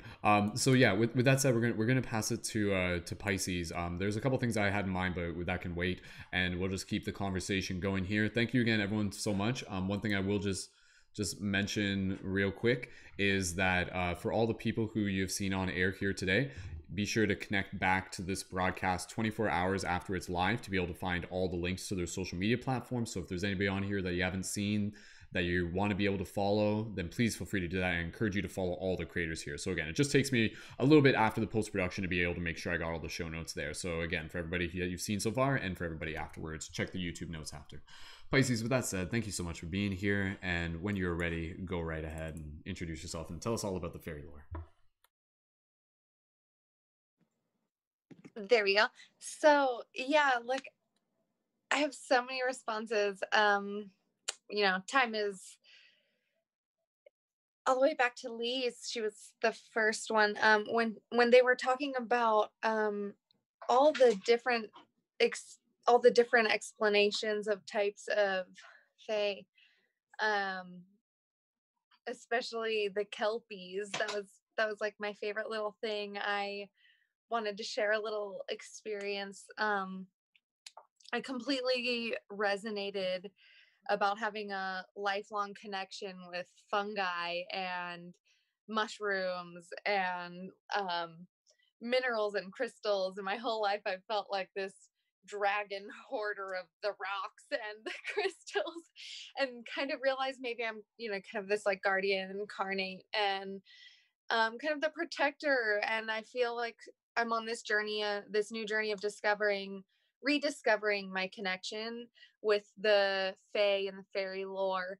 I've always been so attracted to it, and in the last couple months, all of a sudden just kind of put up this shield, like, just no, like, just got terrified, like, no, fairies, like the polarity switch flipped to the opposite, like, uh but I had some beautiful healing sessions with some lovely, lovely friends. If anyone's in dire need of healing, maybe seek out emergency help from Pin Oaks Rising and Seafood Boggy. They are just fabulous services there. So offered there on their websites. You can find them on Instagram by searching their names, Pin Oaks Rising and Seafood Boggy, and they are just wonderful healers on their healing journey. I wanted to thank them out right now. But that really unlocked this new thing, because I just remember all these wonderful magical fairy things, and really just a couple months ago had this wonderful connection where I felt like my third eye unlocked, and I had a tarot message that I was going to be seeing light orbs, and that my spirit guides would be appearing as light orbs, and in my pictures, to check my pictures. That was the word specifically.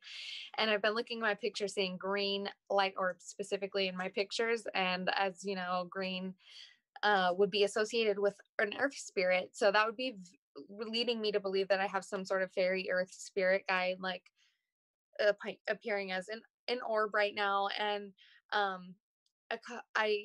a couple trinkets I've received, like, out while I've been connecting with nature, that I would love to show you right now, just appearing like right in front of me, that as Brendon mentioned, when you're just feeling things, it's really not with your eyes that you see fairies. It's things like this that are just unbelievably magical.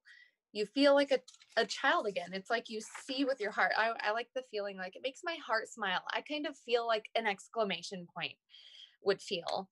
And the artist I absolutely adore, which is in the documentary that Brendon has shared, called Searching for Fairies. His name is Brian Froud. He's so wonderfully put. You don't see them through your eyes, you see them with your heart. They are interconnected, always flowing from one dimension to the other, between. They're tied to the earth. So just they are always here. They are earth spirits, and they are very deep. They are the people of the hill, the she. And you have to be deep to see them. You have to be still to see them. They have to want you to see them. And when you're alone in nature and you think you've seen them, you've seen them. That skipping along the rock out of the corner of your eye, or hopping from tree to tree. I used to see them all the time like that when I was a kid, and it starts to go away as you begin to be an adult, and it dulls, and you have to wipe the dust away. And it takes a little bit of practice, but it really doesn't ever go away, because fairy spots, I feel like, have such extremely dense vibrations, if you will. The fairy realms are, like, we are trapped in the 3D, they go higher. And so they can be felt when we're in those spots, when you're hiking, you're walking through what would be those spots they're attracted to. Like Brendon mentioned, a beautiful tree or something, that spot that is just dancing between ours and theirs. I feel it. I feel like human beings can feel that presence no matter what state you're in, if your third eye is closed or blocked or whatever. And on that note, I feel like fairies do have the ability, like Brendon mentioned, to close or open your third eye for you if they want you to see, or they don't want you to see. They can allow that. And like, they have glamour magic, like they can appear to be a human, but you feel that maybe it's almost not that you feel off, like, this person's not human. It's almost like this person is very human. I very like this person. That's when you cue up that maybe that person might not be a person and maybe fae using a glamour magic. I've read a lot of fae books. I love it. And then on like the notes that was Chris was talking about, trying to remember, because when they're not using glamour magic and you're out in nature, they do just kind of like look like a leaf when they all of a sudden use glamour magic. If they're you know, doing their thing and you're the kind of still doing your, you know, and you catch them and they try to still up, they look like a leaf or a stone, and you think you're like, is that a stone? You're probably actually looking at a fairy that's made of stone. Like, just, I trust my intuition on things like that. I'm like, no, I'm probably looking at like a stone fairy that doesn't want me to see it right now. So I'm going to respect that stone fairy and just not see it right now and go about my way. And, oh, like Chris was saying on, when they were giving him gifts and taking his amethyst and giving him the pyrite, I had an experience like that where I left, after I used my magical herbs for things, I, of course, just as a cycle to show my appreciation for having used the herbs powers from the earth, I just return them to the earth and say a thank you for using the powers by leaving them on the earth, and usually at the base of the tree. I have a tree in my front yard, so I leave them at the base of the tree. And this little thing, this was at the base of the tree, and it looks like it's been cut by a saw. And it just is a feeling like you don't think like, oh, the fairies gave this to me, but it's like, this doesn't feel like it fell out of the tree. This feels like it was placed here for me, and thank you. Like, oh my god, thank you. Like, it's just the sweetest thing. It's adorable. And this is the really, really cool. I was on a trip in Lake Tahoe, and while I was out doing like a morning walk, I would pick up all the trash that I found while I was walking. And just in the blink of a literal eye, like a piece of chalcedony was placed in front of me, and I swear I know it was from the fae. They like, thank you for picking up this trash out of our place. Like, the most gorgeous piece of chalcedony, the only piece out there. There was not a single other piece, and it has some really beautiful lines and clear pieces out of it. And I'm so thankful for this appreciative little gift, and I've never seen anything like this, and it was really cool. I wanted to share that experience with everyone. I thought it was really, really cool. So when you see things like that and feel things like that, just keep going with your gut. When you're hiking and you feel a happy kind of place or a higher vibe place, that's where you want to be. Or like, even if you're not hiking or you're in nature, like, because there are not only like nature fairies, like everybody says, house fairies and everything. When you feel like you shouldn't be somewhere, you know, go the other way. It's that simple. And on that note, I had a recent experience that when I wasn't welcoming the good fairy spirits, I was so avoidant of the negative fairy spirits that I was afraid that fear would take over. So I avoided the whole thing, and I put up a shield. And Sifu Bagi introduced the concept to me that if you had up a shield, you would also block off the positive energies from entering. So you could adopt the philosophy of walking through life with a filter as opposed to a shield, to still accept the good and keep out the bad.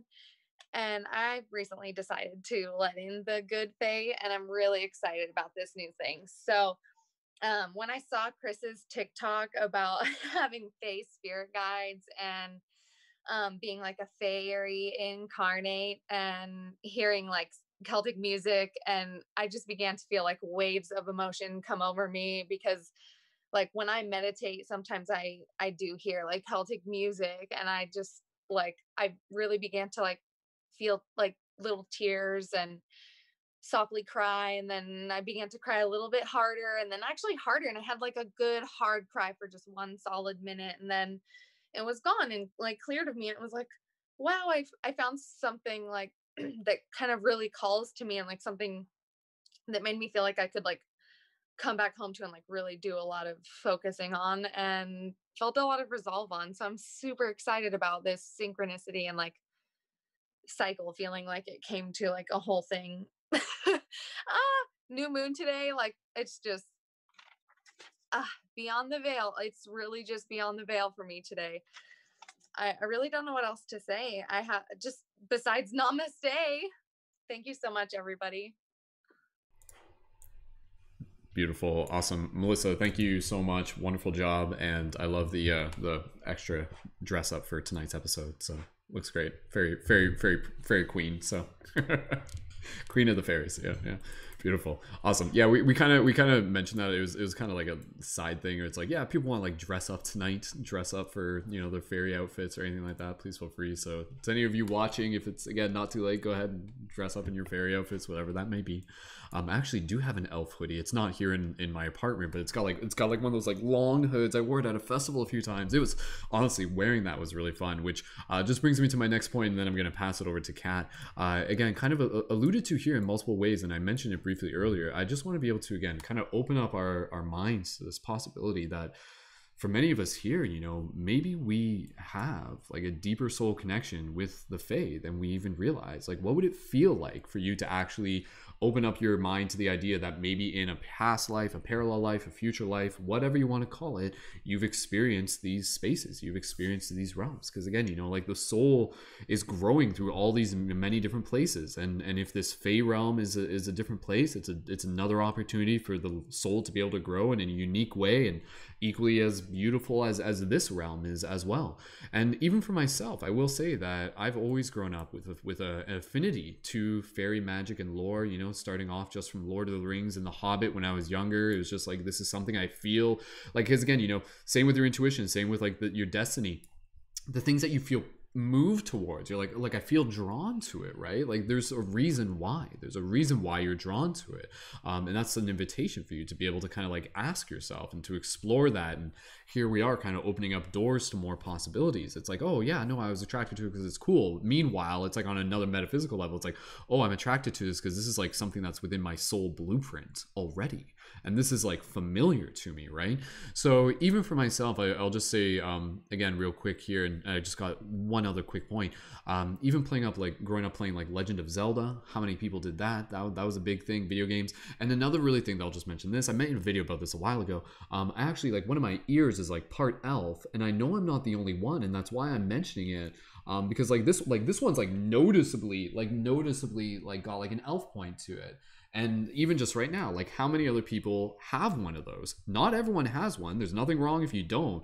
But it took me kind of a while. But eventually I was like, because again, I was like, oh, like, I'm a freak. And like, no, not really. But again, you know, I was always just like, this is different. And then I'm like, I would joke about it. I'd be like, oh, it's my elf here and things like that, right? Like other people in my family don't have it. And then it wasn't until I got older and I started opening up my mind to this multidimensional possibility. And I'm like, what if, again, kind of going back to what I was saying, it was like, okay, like, you know, child of this fairy realm, we will bring you into the earth realm, but you're going to forget. And then as we go, it's like, but we'll leave you clues along the way. We'll leave you little hints and little reminders along the way, little like, you know, breadcrumb trails and things like that. And what if the points in our ears is actually one of those hints that's literally there for that reason? Because you can't see it enough times without going like, huh, like, am I part fae? Like, that's not possible. I can't, blasphemy, I can't think. But what if, again, in this, when we're talking, it's not off the table, boys and girls. Like, in terms of the realms of what we're talking about here, which a lot of people are opening up to, with souls incarnating in different forms and star seeds and all of this stuff, to think that we could have incarnated as Fae is not off the realms of possibilities. If it's something you're into, if it's something you feel, I invite you to kind of like meditate on that. And at the very end of the day, the reason for that would be to, again, lead us back to the magic. Lead us back to the magic of our heart. Lead us back to the magic of our connection with nature. Let us, like the Fae, be stewards of nature, be guardians, light guardians, guardians of the forest, whatever term resonates with you. That is what I feel, again, is the spiritual wisdom of the Fae that I really want to be able to focus on here, even just within this broadcast. Because then it's like, why are we talking about this? Where is this? How is this moving the story forward?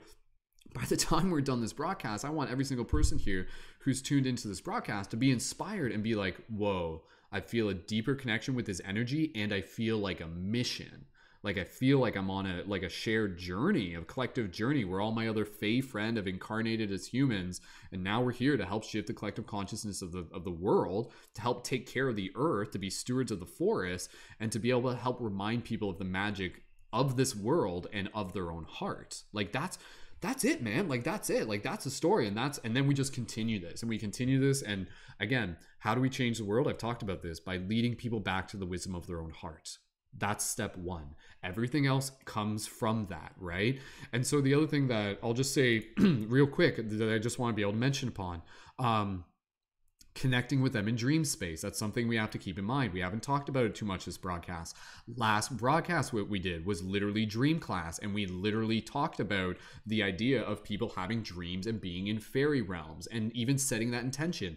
Lacey, my partner, literally told a story. You can go back to last week and listen to this, and as well as Kristen talked about some stuff, and Kristen's going after Kat here, where she was like, I set that intention to like go to these other realms, and she did, and it wasn't the first time. And I've had experiences in my dreams of going to these realms too. So again, you know, like the dream space is kind of like this like realm that maybe they can kind of enter into as well. Like, maybe it's not the realm they're in, but maybe the dream space is a common realm that both of us can enter into, so to speak. If we were to try to think about it that way, it's like a common place that multiple kind of beings can kind of enter into, including from the Fae realm as well. And that's something to just be able to keep in mind. So again, you know, for those of you who are just like, how do I develop this relationship with them? That's one of the closest ways you could start, is to even just be able to say, like, putting out that intention, like, I am open to be able to connect from a space of love with these beings in the dream space, you know. And then the last thing I want to be able to approach this, to connect this, and then to be able to pass it over to Kat. So they're like, we're like passing the baton here, right? It's like a passing play, and we're like getting goals in our hockey game or something like that. Anyways, what I'm imagining, it's play, it's what we're doing. What I want to say here is that what I encourage people to approach this relationship with is, again, very much like a relationship, as I mentioned earlier, that is almost kind of like family, relatives, things like that, respect. But the other thing is the student and the teacher, to literally be able to approach them. It's like, why do we want to make contact with them?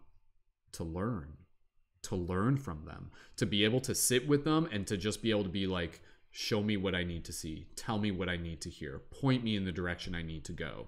And then from there, that's where the wisdom comes. You know, that's where, again, the stories and the content, and we'll talk about it. We'll talk about this. And again, you know, I think there's many, many things that this realm of Fae and magic teaches us. And again, at the end of the day, it's about becoming better dreamers within the dream, learning how to create. Again, we haven't even talked about this, but side note, again, you know, people who go into like DMT realms and mushrooms and things like that, they talk about experiences with these beings. And in these realms, they talk about how they create with intention and sound and mantras. Go back and listen to Terrence McKenna. He talks about this. Were these the same beings? Maybe. But again, at the end of the day, they're teaching you how to create. They're teaching you how to manifest. They're teaching you how to like interact with the magic of this world. And one very, very important thing is opening ourselves up to this idea that whatever they are is what we are. Underneath the surface, it's literally us. It's literally us. Call it just like being of light, energetic beings. It's still us. So it feels very alien, it feels very foreign, but if we start opening up that idea that, again, it's just consciousness in another form, one that we're not familiar with, but in another form nonetheless. And therefore, when you can actually like Chris was encouraging, the Namaste, like the Namaste, like whatever we're calling it, like again, that idea of like, I see the magic in me sees the magic in you, the sacredness in me sees the sacred in you.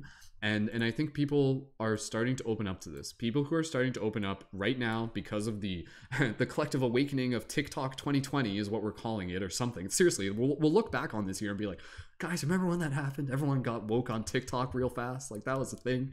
That was because of us. We did that, right? Like, good job, team. But again, you know, like, there's more and more people, and they're just like, okay, like, yep, holographic reality. Yep, aliens. Yep, I'm on board with that. Yep, lucid dreaming. Yep, astral projection.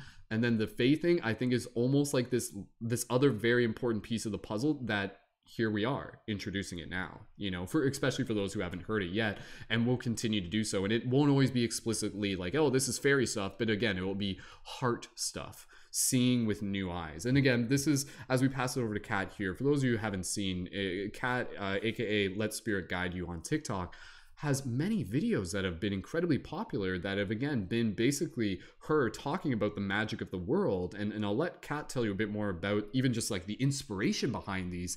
But just as to explain it from a third person perspective, they're beautiful because they're basically Kat going through walks in nature in beautiful landscapes, and she'll take out her phone and she'll film it, and she'll add some like cool like Lord of the Rings style soundtrack, and she'll look towards something really pristine, really beautiful, like a place where it would look like the fairy would gather, and she'd be like, see, look, like right over there, there's like guardians, there's fairy over there behind the rock, or that rock, that's a rock giant, or there's like beings in the water and things like that. And so of course people are watching this and they're just like, I don't like, they're looking for it literally. And then so obviously there's like this kind of like, it's very interesting. It's almost like an experiment where people are just like triggered by it. They're just like, this is crazy, right? But once you kind of get the context that what Kat's actually doing, and she explained this in one of the recent videos, and again, this is where I'm excited for her just to be able to talk about it. She's basically saying, you know, like, look, like, I'm not trying to tell you there's something literally there, but if you look with your heart, maybe you'll actually see something. Because when I'm looking, like, I'm literally seeing something. I know it's not in the camera, but if you see things in a new way, and this is, again, kind of going back to what even, again, Pisces was talking about. You start, when you open up to the world of the magic and the fate, you start seeing in the world in a new way. You start seeing it in a more creative way, a more interconnected way, a more magical way. And again, as long as you're, again, kind of bringing that in a playful way, using discernment, keeping yourself grounded and everything like that, you're opening up to this idea that there is this other world of magic, and it is like right here, right now. All you have to do is to be able to open your heart, and you will see it. So after this broadcast, go out and walk in the woods, and maybe it'll be a little bit different this time. So with that said, Kat, we're going to pass it over to you. It's an honor to be able to have you here. I got fairy tingles right now or something. I don't know. Is that what we're calling them for today? Maybe. Kat, go ahead. Check out, guys. Oh, okay. We'll pass it over to Lise real quick, and then Sorry, we'll pass it over to Kat. I don't want to interrupt. I just wanted Lise. to like say thank you so much for like really interesting discussion, and like I actually have like a little sad happy like thing going on because yeah, like the Fae healing is like a lost art form, and it has been a dying art form, and it's like given me all sorts of good feels inside to know that there's like excitement and interest in the topic. So thank you for holding space to talk about it, and I'm gonna like catch up on what everybody's said after this tomorrow because it's really late here. So Beautiful. Yeah, much love. Blessings from the Highlands. Thank you, Lise. Reporting guys. live from like fairy headquarters in some version or another, more or less, right? Thank you, Lise, and again, we'll see you at the Dream Tree. So beautiful, awesome. All right, so again, with that said, just getting ready to be able to pass it over to Kat. Kat, when you're ready, please go ahead. Talking stick is in your hands. Briefly introduce yourself and tell us what we need to know about the fairy wisdom lore and all the things you'd like to share. Go right ahead. It's really cool to be with you guys. Can you just double check your microphone before we get going on this, just to be able to make sure if your microphone's as close as we can? Yeah, are you able to move your microphone a little bit closer? Is it somewhere? I can wear my headset. Maybe you want to just do that real quick? Yeah, before we dive into that. Yeah. Okay, so we'll do that. We'll do that in 2 seconds. We are going to pass it to Kristen after this, right? Is that correct, Kristen? We're going to pass over to you. Kristen, go ahead. You can, because like, Kristen, have you seen Kat's videos? Like, are you familiar? Can you just talk about Kat's videos as we get ready to pass back to her? your perspective on it? Oh yeah, absolutely. So yeah, Kat's videos, I started seeing them whenever I very first got on TikTok, and it really sparked something inside of me because I can really relate to a lot of the videos she creates whenever it comes to her walks in nature, seeing the fairies, seeing the creatures. The one where she shows there's actually an underwater portal to the dragons, and just being able to kind of connect with the magic within your heart and being able to see other people witnessing and experiencing this as well is just very empowering. So yeah, she does a phenomenal job like capturing the magic and just opening your heart to the wisdom. Absolutely, I agree. Beautiful. Kat, we were just Kristen was just talking about her perspective on her videos. Go ahead, Kat. We'll do a quick sound check if we need to. Might need to. You may need to update a setting in your Zoom. If you click on the lower left hand corner in the bottom setting where it says like microphone, or it's a little microphone icon, there's a little button next to that. And if you click that, you can change your input if you want to give that real quick. And yeah, again, thank you everyone so much for being here, for being a part of the conversation. Well, Kat, just go ahead and just jump in. I'll just kind of riff on one thing. Again, talking about experiences with Fae and everything like that. A lot of like the actual encounters that people are familiar with, that people have had in some form or another, have been things where basically like things go missing, like in ways that they can't fully explain, like, and it could be something where people leave out a crystal and then a crystal goes missing, or somewhere, you even hear kind of stories where it's like people like misplace their keys and they're like, I swear I put them there, or something like that, and then they disappear. Okay, go ahead, Kat. Try again. Try now. One more time. Can you hear me? Yeah, it's just very low. I don't think the headset is plugged in. If I wouldn't want to do too much of a fairy technical dance right now, but the other option would be if you were to join in from your mobile device, but I'm not sure if you have that set up already, because that would use your microphone from your headphone. Yeah, because right now it's just low. Like, we can go with it, but I know that there's a way probably to maybe fix it. So if we can do that before we pass over, because you might need to even if you want to try, if you got it plugged in, you might want to try coming and rejoining, but I don't know if you want to do that real quick. Are you guys just hearing me through the computer? Yeah, that's what I think. Like, wherever it's coming through, it's just quite low compared to like the microphone on your headset. Yeah, okay, we can go ahead and give you an opportunity to just be able to get things set up. Because again, I don't mind, and it's well, yeah, go ahead, Kat. Did you want to try getting things set up again with something else, if you want? Okay, go ahead, try now. I'm not sure if that's. Let's talk loud.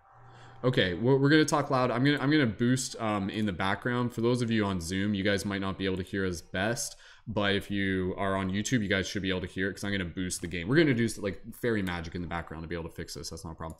All right, techno fairy stuff. Okay, Kat, go ahead and absolutely just talk with your outdoor voice, your whatever voice is loud. And when you're ready, Kat, go ahead and introduce yourself, and the talking stick is in your hands. And thank you so much for being here. My name's Kat Hart, and I'm excited to be part of the live tonight. And really, the cool thing I'm excited to add to the group is, I think that I'm a gypsy by blood. For those of you guys who don't know, I'm Romanian, Hungarian, and Sicilian.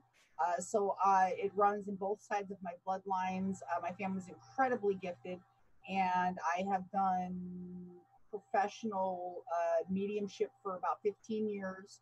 I had a very successful practice. My mom transitioned about 5 years ago, and a whole bunch of stuff. I mean, my whole life, I completely reinvented myself in the last 5 years. And it's funny because I think my gifts have actually gotten stronger and much more specific.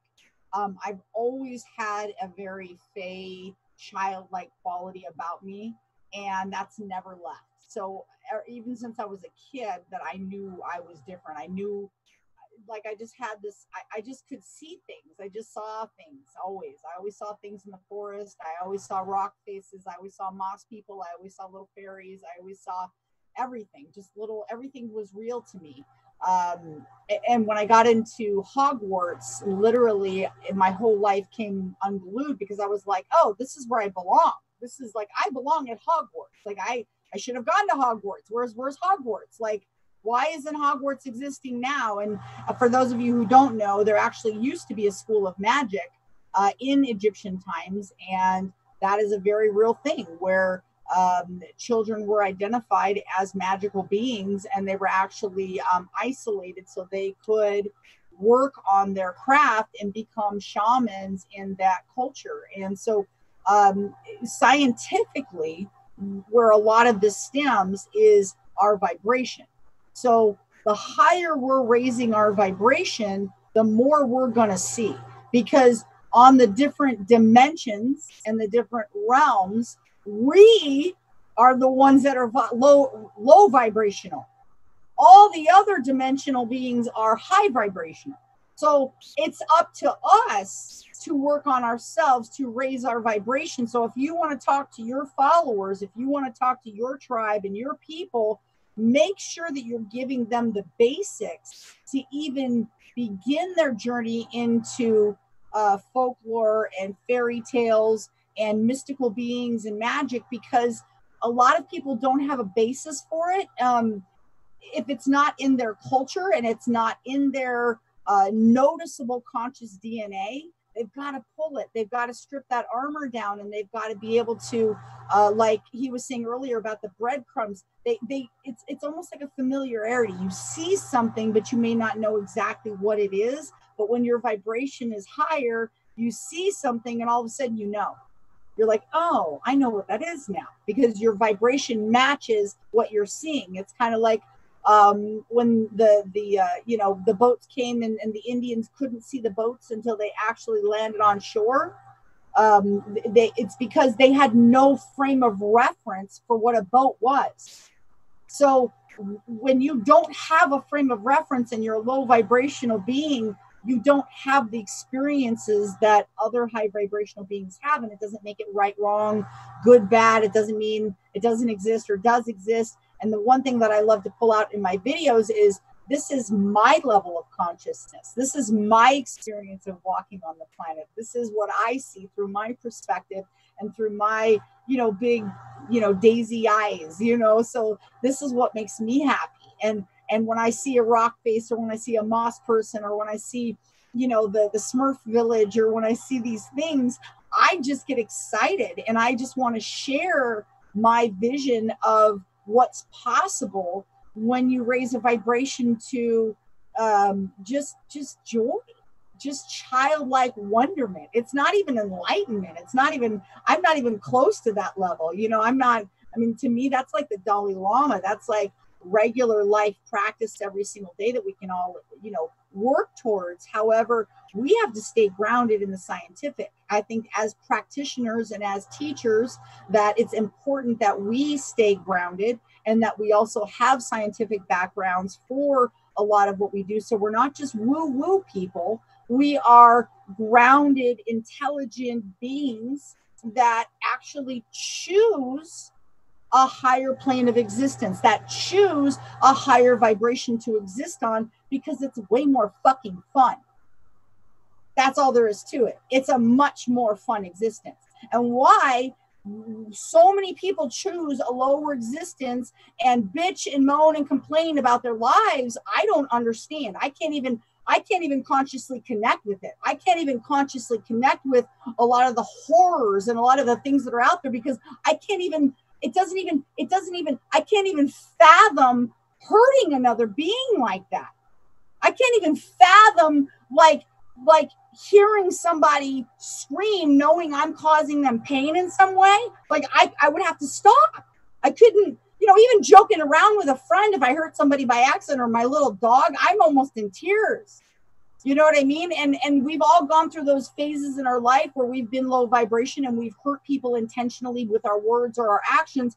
But that's supposed to be part of our learning process, and it's supposed to help us through our struggle and help us to be stronger versions of ourselves. So if people want to recognize us as our lower vibrational being, that's because that's where they're stuck, not because where we are.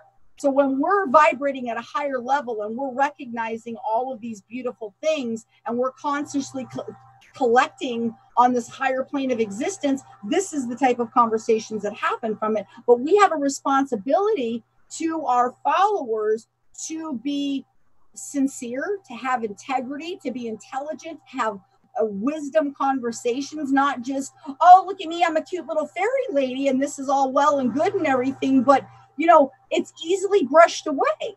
It's easily brushed away. Like Amanda, I love the way that you spoke, because I mean, everybody, I love the way everybody spoke, but Amanda was so sincere and she was so authentic and she's so grounded. It's part, you can tell it's part of her DNA. Like there is no messing with this lady. I don't care what you say to Amanda, you couldn't change her mind. You could never convince her that there's not fairies. You could never convince her that there's not magic in the world, because you can tell it's part of her DNA. And that's how every single one of us should be vibrating on that level where it precedes us. Our belief and our light comes before we do. And that's what every single one of us should be striving to achieve in all of our social media. This is not your photo gallery. This is not so you can be liked or believed. I don't need anybody to believe me, and I don't need any more friends, but I sure as hell want to share what I see so I can inspire other people to raise their vibration and have as happy of an existence as I do. So that's my intention. I have a mission on this planet, and I have a mission on this planet to help people to live happier lives and to stop these horrors and to stop these atrocities against each other, because we're one planet, we're one people. And I believe, like Christopher was saying about how our higher power is just our higher power with many names, many cultures, many backgrounds, many images.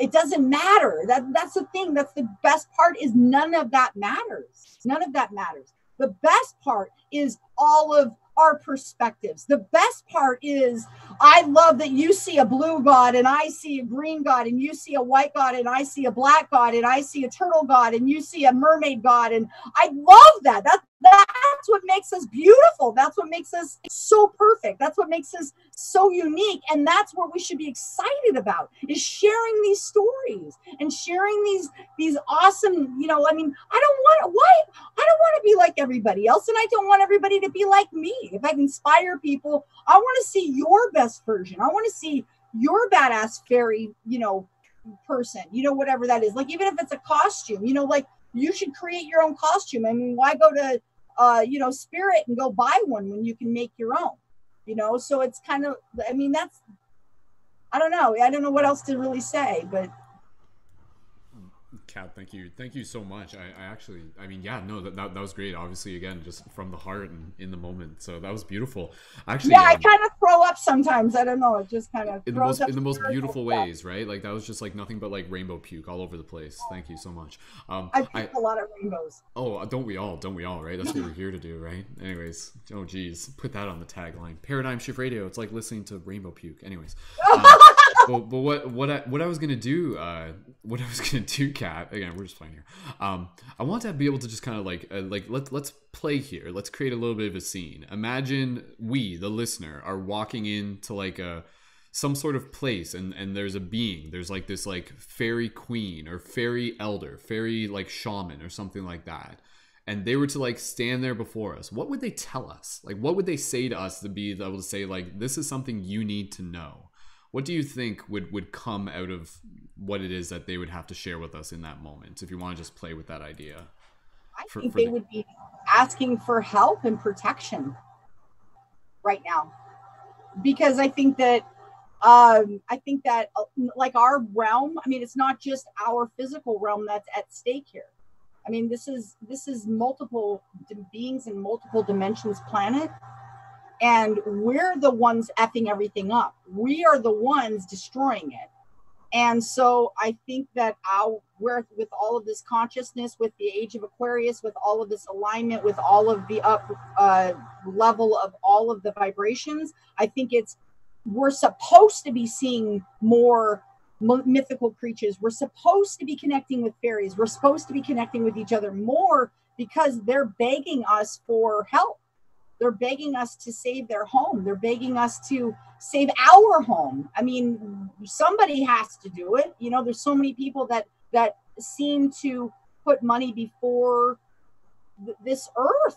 which I don't even understand, because if you destroy that, I don't want to go live in space. I kind of like the planet. I mean, I'm not saying I don't like space, but I'm going to spend the rest of my existence and eternity in space. So I'm kind of enjoying the rock for a little while, right? So, I mean, I think everybody should have an opportunity to be on the rock for a while. And if we don't take care of it and we're not good stewards, guess what? It's not going to be here. They're going to have to check out some other rock. And I think a lot of generations waited a long time to be on this one. So, because, you know, I mean, it's really possible that, you know, other planets, they're finding evidence that they were actively alive in our terms, in carbon terms, if you will. And then if you look in the galaxies, how many galaxies are out there? And I mean, we all know that there's other life and there's other, I mean, how are we so small-minded? Like, how did we get so tiny?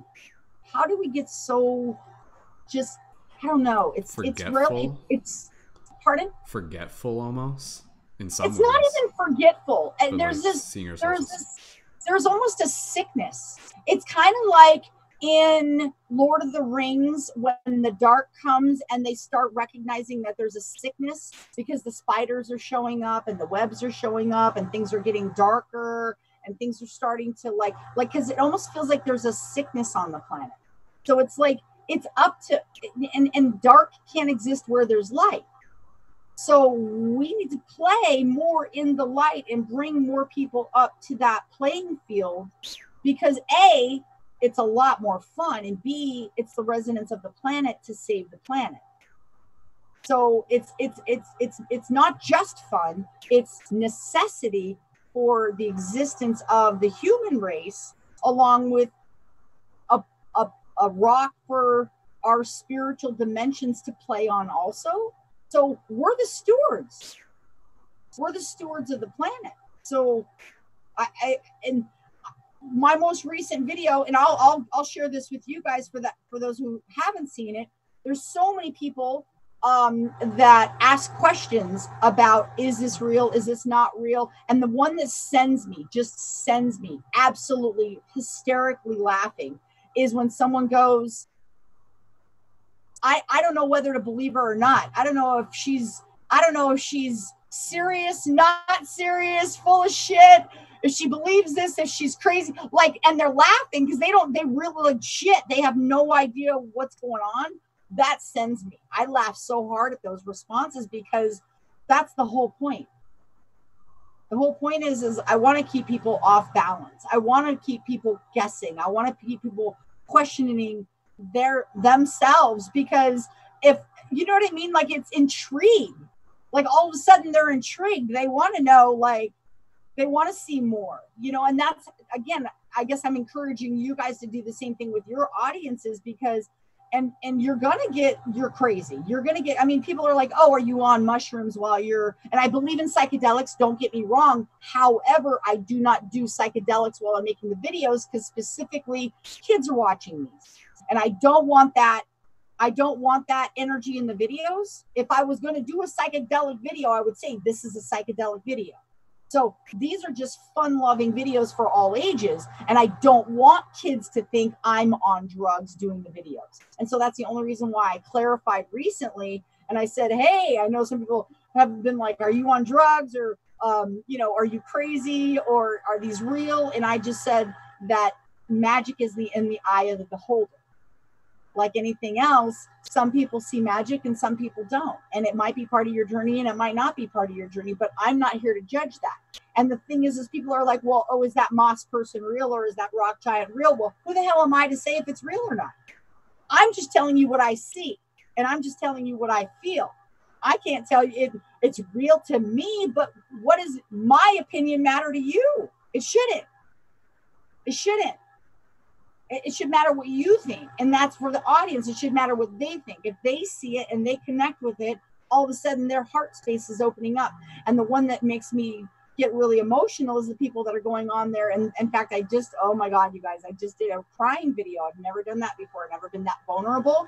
But this mom put that she's been showing these videos to her daughter to prove that magic is real. And it's like, lost it. I just got super emotional and I was just sobbing. And so I just started filming myself because I was like, this is what's real. Like the fact that I touched a mom, inspired her to share that with her daughter. Now that just opened up a whole nother generation in their family line. You know what I mean? So don't be afraid to be yourself, and don't be afraid to put yourself out there, and don't be afraid of the judgments, or don't have no fear. I mean, this is not about fear. You're standing in your own way. You're standing in your own way. If you're not getting the content out there to touch people every single day, you're standing in your own way, and your ego is worried about judgment and fear. And we've got to step aside that. We've got to push all that stuff aside, you guys. We have to, because we have a responsibility. We have a responsibility to raise the vibration and help people to live happier and better lives, because everybody's going to die. Like, this carbon existence ends. And I would rather people having a happy existence when they transform than being sad and alone somewhere under a bridge. You know, nobody should ever have that experience. I mean, we're beautiful beings. We have too much beauty on this planet. There's too much to share. There's too much abundance. There's too much of everything that all of us can give. And doing this creates even a larger collective consciousness. This creates a larger ripple effect. This creates even more people that we touch. We raise even more vibration and higher consciousness just by being here, and what we're adding to this beautiful ball of mastermind spiritual love. You know, that it's mine and yours and yours and yours and yours and yours, and it's all together, and it's huge. And so we're affecting everybody in our neighborhood right now. So like outside your doors, I guarantee people around you right now physically are having a better night because you're on this Zoom call, because that's how it works scientifically, not even woo-woo. Like, the energy vibration that we're putting off is touching people and affecting people right now. So important. Wonderful, Kat. Thank you so much. I know there's just so much more that we can talk about, and again, just being able to hear from you, like someone that's been, again, living in this magic for you know, your entire life, more or less, right? Again, and here, like, on your destiny to be an ambassador for it. And thank you for doing that, because again, it's a shared mission. Like, none of us would be here if it wasn't for this, and none of the people tuned in wouldn't be here if you guys weren't here to also be exactly what the rest of us are already doing. And it's an invitation, because it takes a team, you know. And again, basically with what Kat is saying, you know, we all have our own circles, and within these circles we all reach our own people. We're all branches of the bigger tree. And so again, you know, if we're kind of like, I don't know if this is something we'll talk about right this second, because I want to be able to get it to Kristen, but and Kat, if there's anything else you want to say before we wrap it up. But again, you know, I imagine kind of what we were going back to, even with the concept of like the August 27th meditation of like, feel the future, right? Like, what would it feel like if we're in a conversation with what I just painted earlier, where it's like talking to this fairy queen or something like that, and let's say that like the earth has been taken care of or something like that. Like, we're at that point, like things are much more harmonized. Then where does the conversation go? You know, like that's when it starts to, like, again, it's about being able to bring us back to, I mean, I don't know if anybody wants to answer that. Like, what would that conversation look like? But again, you know, I think it's just kind of like reminding us, again, really just how to be able to bring forth this message to more people. It's like you've come this far. You are aware of the magic of the heart, and that's the thing. Like, the truth in itself is quite simple. Like what the queen could say could literally be said in, you know, like less than a minute or something like that. It's like you are in an ocean of magic, and the world around you is a part of that magic, and it is a part of you. And when you see this, you understand how to interact with it. You interact with it through your heart. And again, that's the superpower. That's why we're creating this mythos, this activated light guardian. Again, I encourage everyone to kind of bring in this fizzard, fairy, wizard, superhero energy, whatever you resonate with. Play with it, but let it move you further towards your purpose of helping others, and again, helping create harmony within yourself, within your community, within the world. So I like that idea where it's like, what is it, like act local, think global, And I feel like we could expand that where it's like act local, think multidimensionally, including the fairy realms as well, because exactly what Kat was saying, you know, it's like their world is our world. And so, yeah, I think, again, you know, in the same way people are concerned, they are probably concerned right now. They are going through their own kind of like transformation process as well.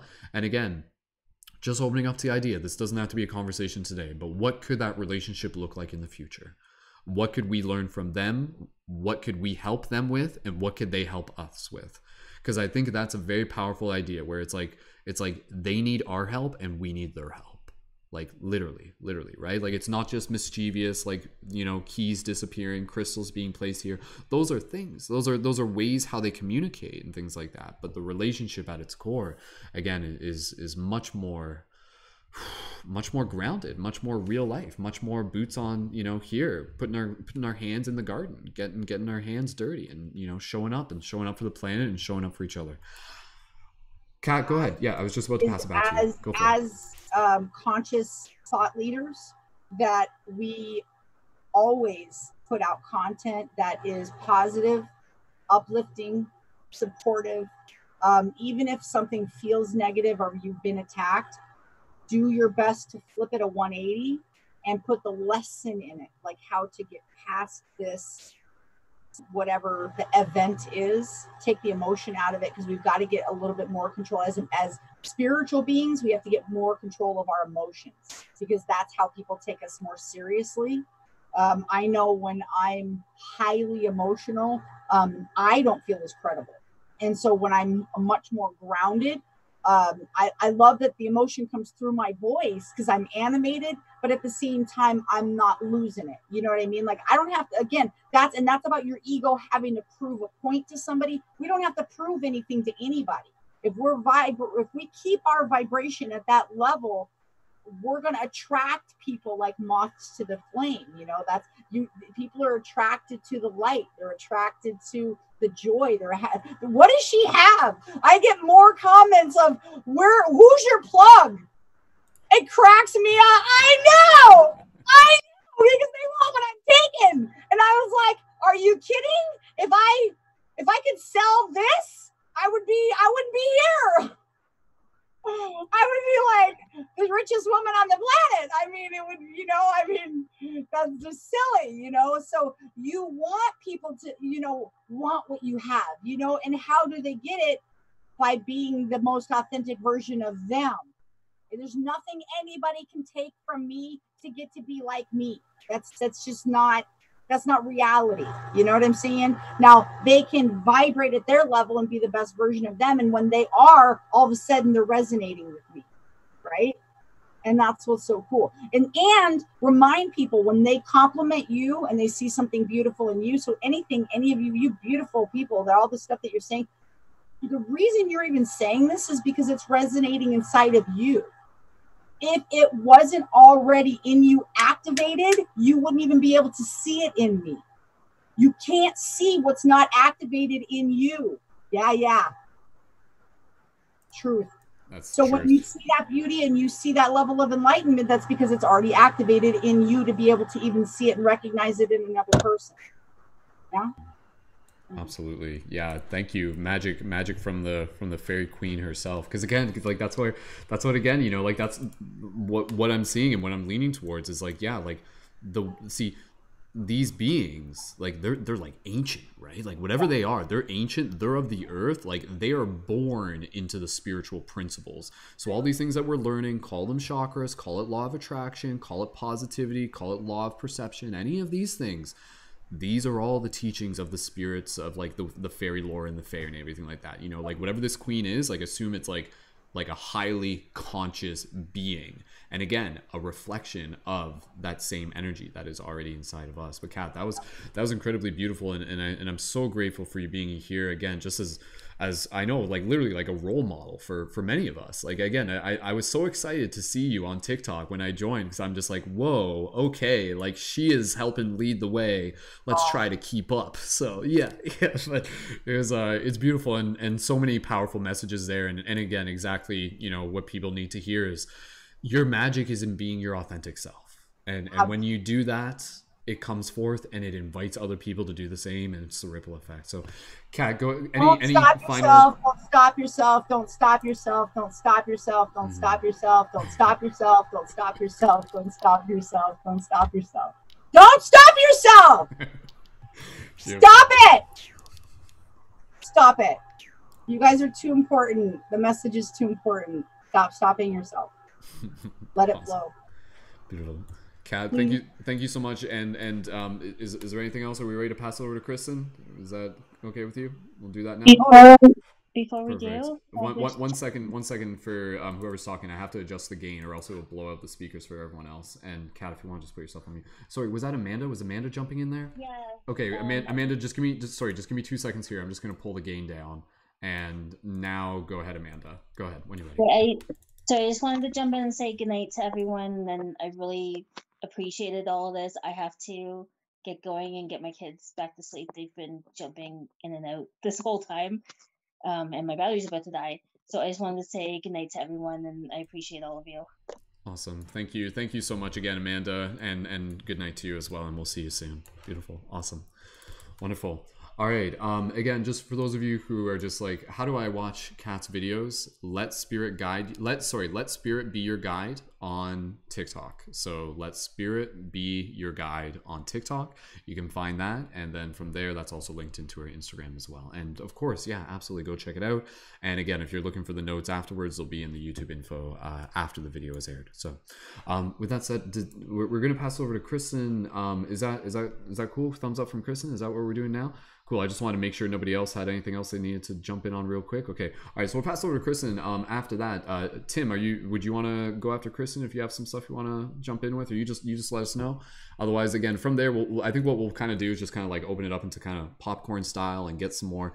Again, we got a lot of things on the table right now, so let's kind of like organize and consolidate before we get things wrap up here. And again, by the end of this broadcast, I hope for those of you watching this that you have like a little bit more of an expanded yet also clearer vision of the fairy lore. I think by the time you have come into this and you leave, you'll be like, oh, before, like, yeah, like I think it was just like Fern Gully and fairy tales and things like that, and honestly, like I think the side note, because I was gonna say like it's like Fern Gully is like this movie from back in the day, and all these stories of like the fairy folk is basically just like help protect us, like help us, like the man is destroying us with like its machines, and again we see this in Fern Gully too, aka Avatar. It's the exact same thing more or less. But again, let's pass over to Kristen. Kristen's got a lot to share on this topic as well. Kristen, thank you so much for being here, and when you're ready, Kristen, go right ahead, introduce yourself, and tell us a little bit about the spiritual wisdom of fairy lore.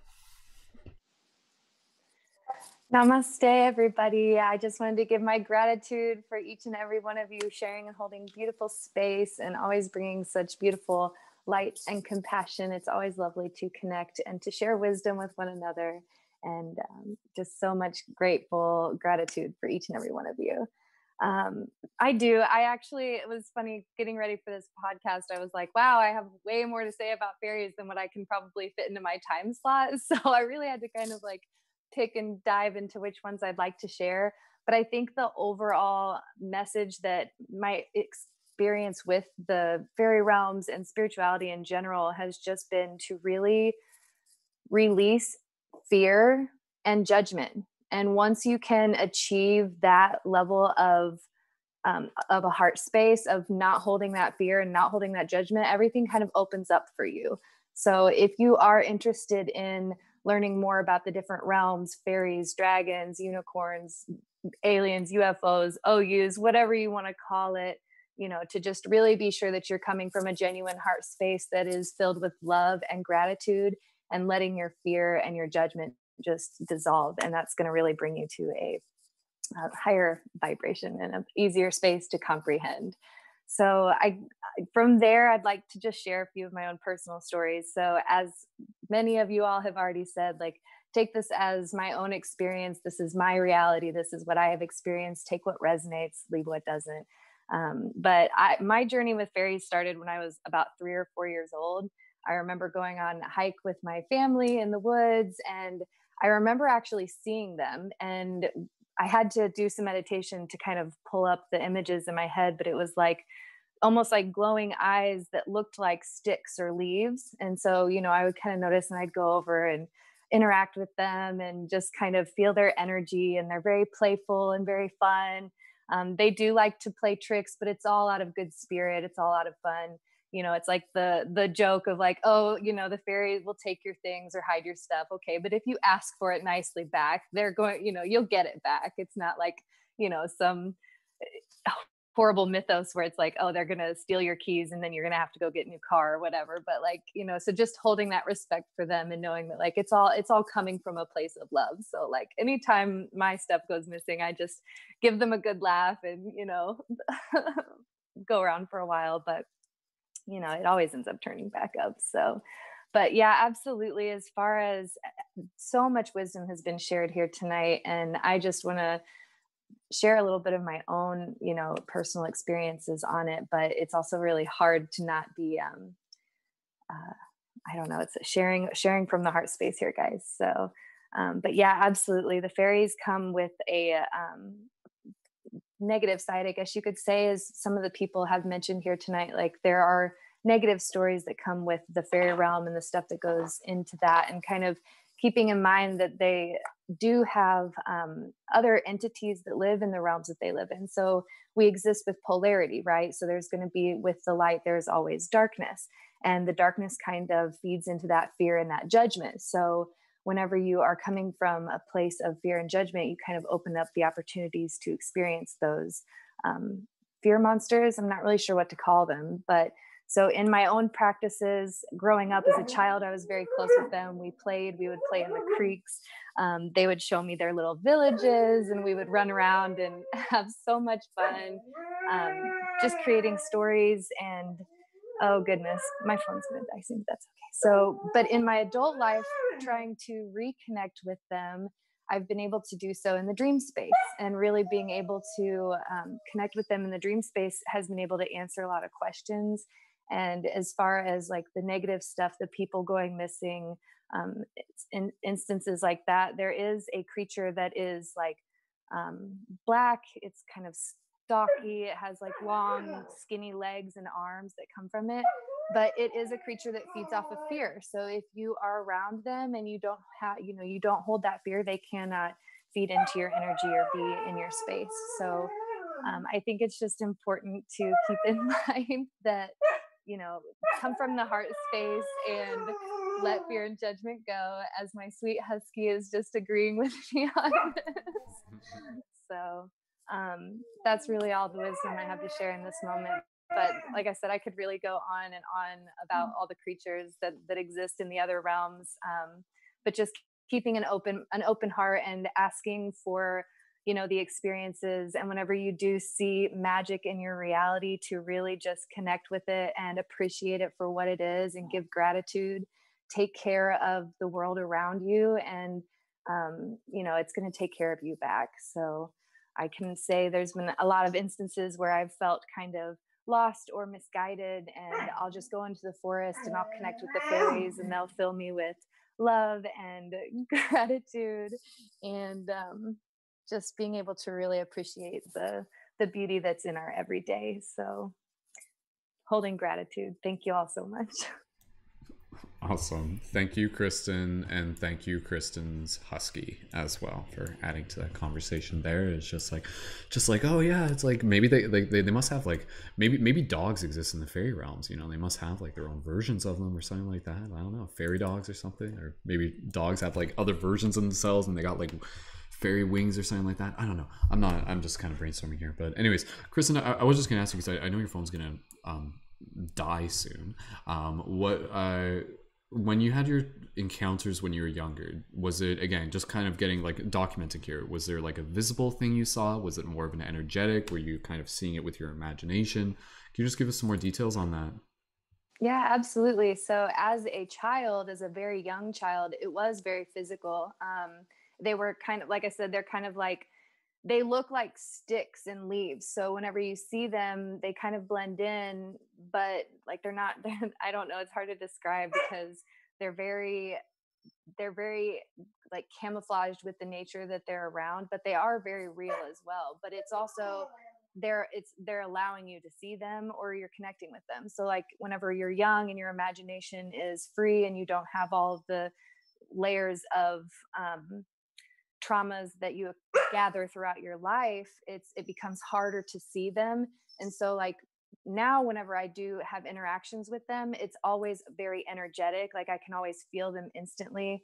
And it's also more of like kind of a sparkle. I wouldn't say a glow so much, like not so much an orb, but more of just like a sparkle in the trees or in the flowers. A lot of sparkles in the creek. Like that's one of my favorite places to go, is to go down to the creek and play with the fairies and just kind of watch the sparkles dance and have fun and just enjoying their elements and being in their space of just pure bliss and beauty of the world. But yeah, no, whenever I was younger, it was very much a physical thing. Like I remember like I would go wander off into the woods and just play with the fairies, and they would show me their little villages. And yeah, it was quite a fun childhood. But I've also always been very open to magic, and anybody that knows me will say I've always had kind of like a naive view of the world, where I've always just seen the beauty in everything and kind of connected with that love, heart space. So, just being able to, I don't know. My dog is so distracting me right now, but yeah, no, absolutely. When I was younger, it was very much a physical thing. I actually do have a few friends now that I speak with that, dude, they are on like adventures to try to see the fairies again and connecting with them in a physical way as well. So if I have any news to share on that, I will definitely share with you all. But currently in my daily realm, it's more of like, they're more of like sparkles and an energy flow. Like the energy of connecting with the fairies is so fun and playful, and it makes you want to play tricks, but like in the most sincere fun way. Like it's not a mean thing. It's more of just like, I want to play a trick on you to make you kind of laugh and see that, not to take life so seriously. Yeah. So, but yeah. That's so cool. Awesome. Kristen, thank you so much. And I like how you mentioned the sparkles there, because the idea of fairy lights, that's a term. Fairy lights is actually a term, and you would see this at time. And basically what you would kind of like see is like if there would be like water or something like that, it would be like parts of like the sun reflecting off the water, bouncing off into the trees, and it creates almost like this optical illusion sometimes. And when you see this, it looks like the trees are sparkling, and they refer to this as like fairy lights.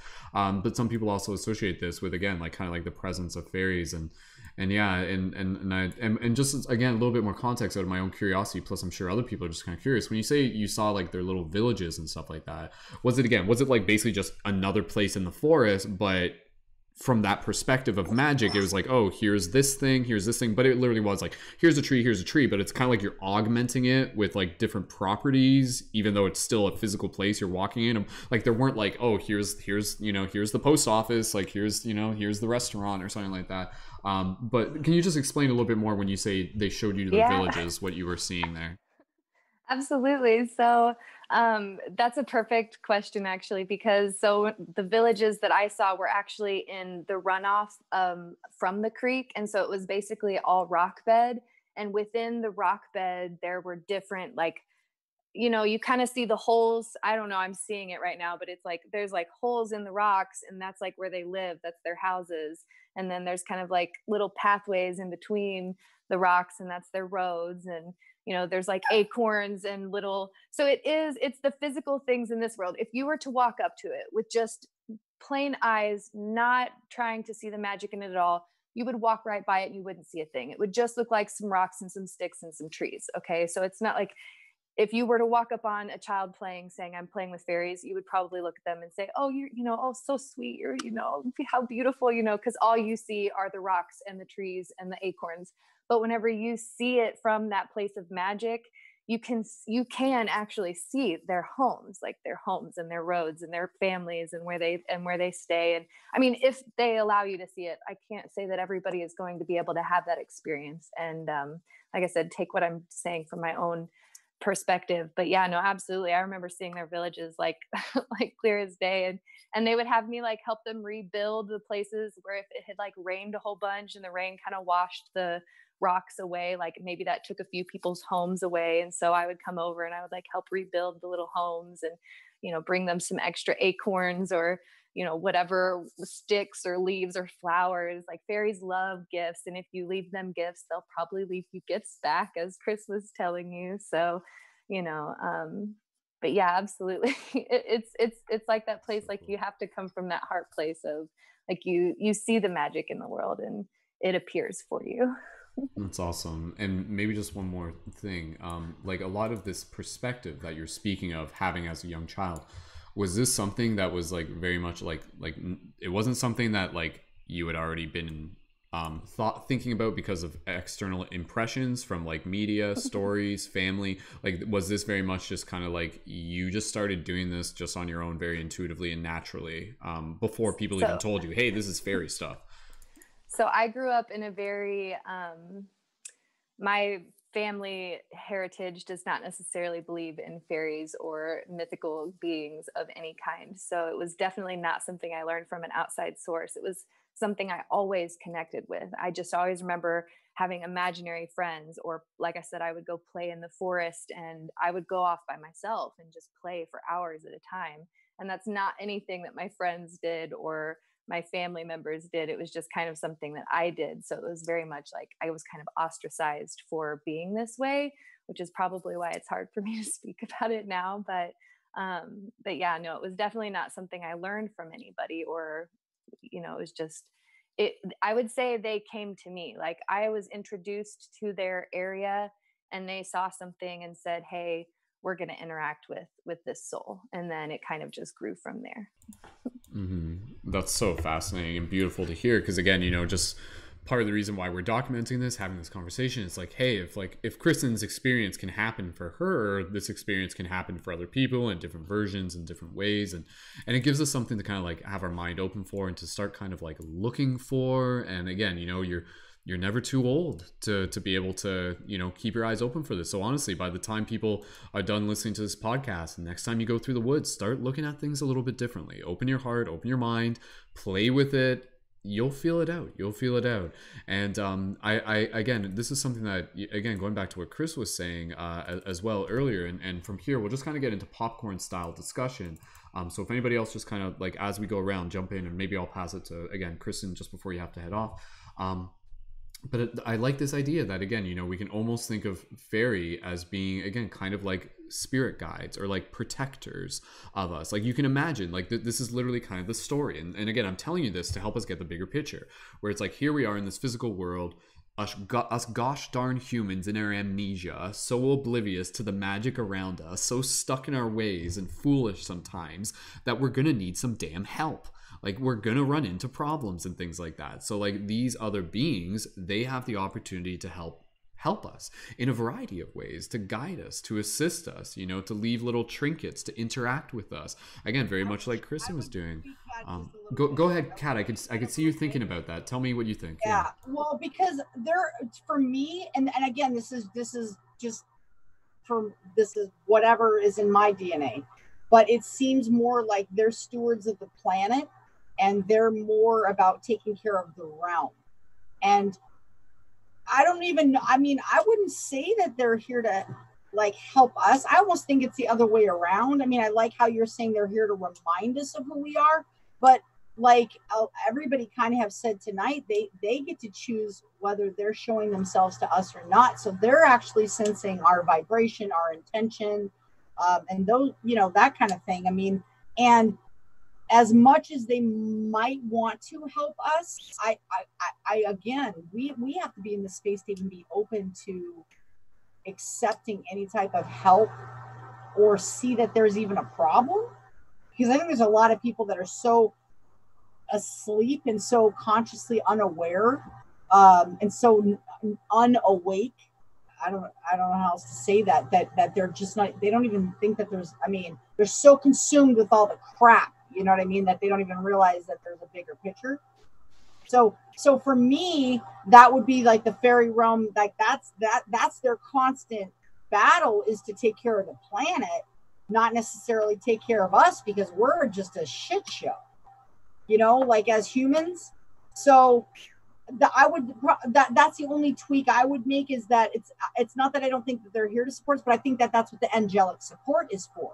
I think angelic support is a higher realm And the angelic support is meant to come in with legions, because you have your service angels, you have your archangels, you have your guardian angels, you have different realms of angels as well. And so those angels and your ancestors as guides, because they don't have to necessarily even be in the angelic form. They can be in other forms as well. But when they're in the fairy realm and they're in that form, I think I'm going to suggest that that's really more of a steward of the planet specifically, like that's really their goals, and not so much to even cue us, or even, I mean, they can live happily without us. You got that, right? Like, they don't need us. We're the ones screwing things up. So if anything, they want to get us the hell out of the way. Because yes, we need to help them, but if we were gone and they cleanse the planet, they still have a great realm to go play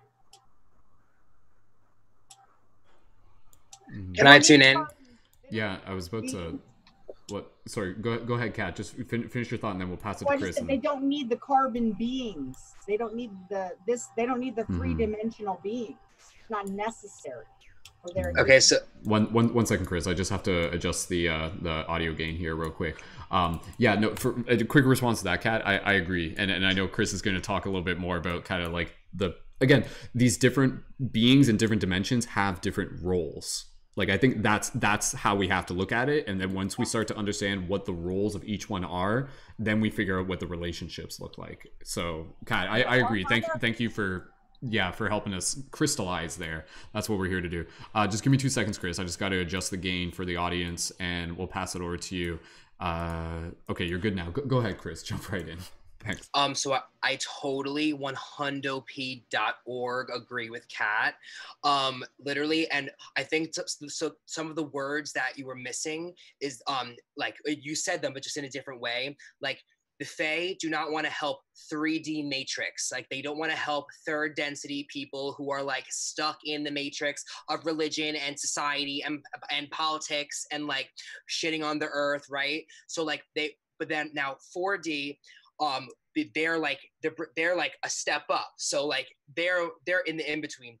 So they're here to help like the animals, the nature. Whereas angels come from a place of like 9D, minimum like 5D. And so for example, there's still good and bad in the 4D. There's still polarization, even though it's a place of love.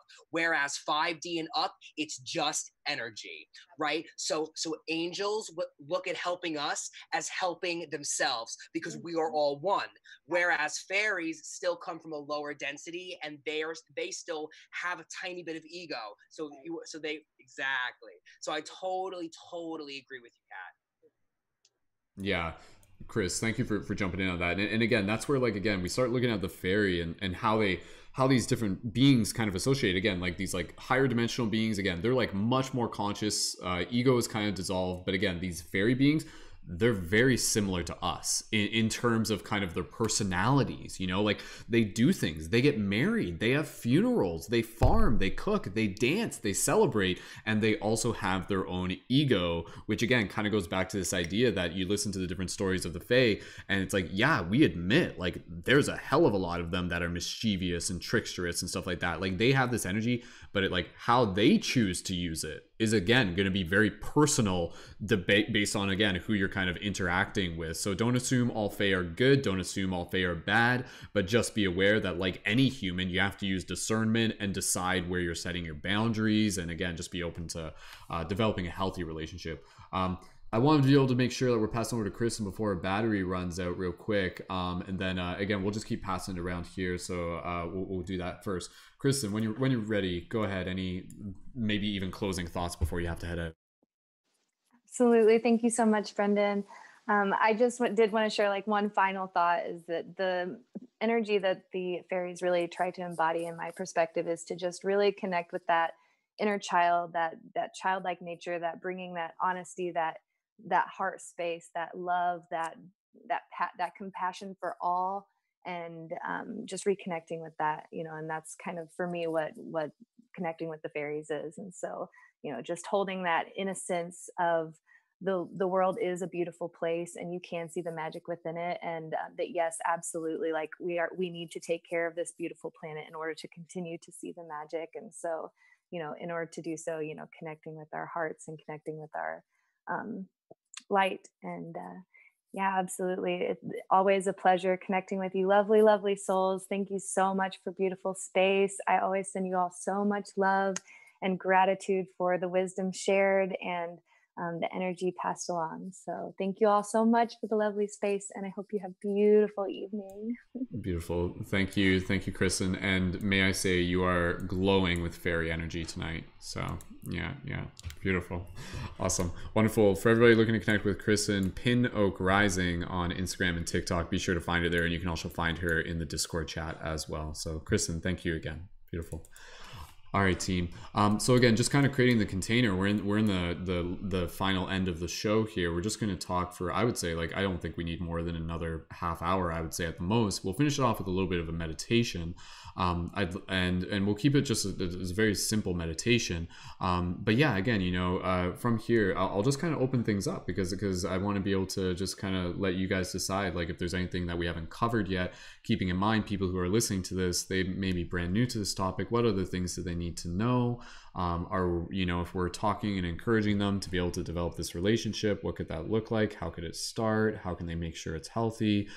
Any other questions, maybe from the chat? If people want to leave some questions in the chat, go ahead. We might be able to get to those. But Kat, did you want to jump in with something? If we want to pass it to you next. Is that, yeah? Okay. All right. Let me just adjust the volume here, and I'll pass it over to Kat. And then after that, who wants to go after Kat? And again, you guys can just let me know here, and we'll keep passing around. So, okay, Kat, go ahead, and we'll hear what you say, and I'm sure that'll spark a few more ideas, and that's half the fun of why we're here. Kat, go right ahead.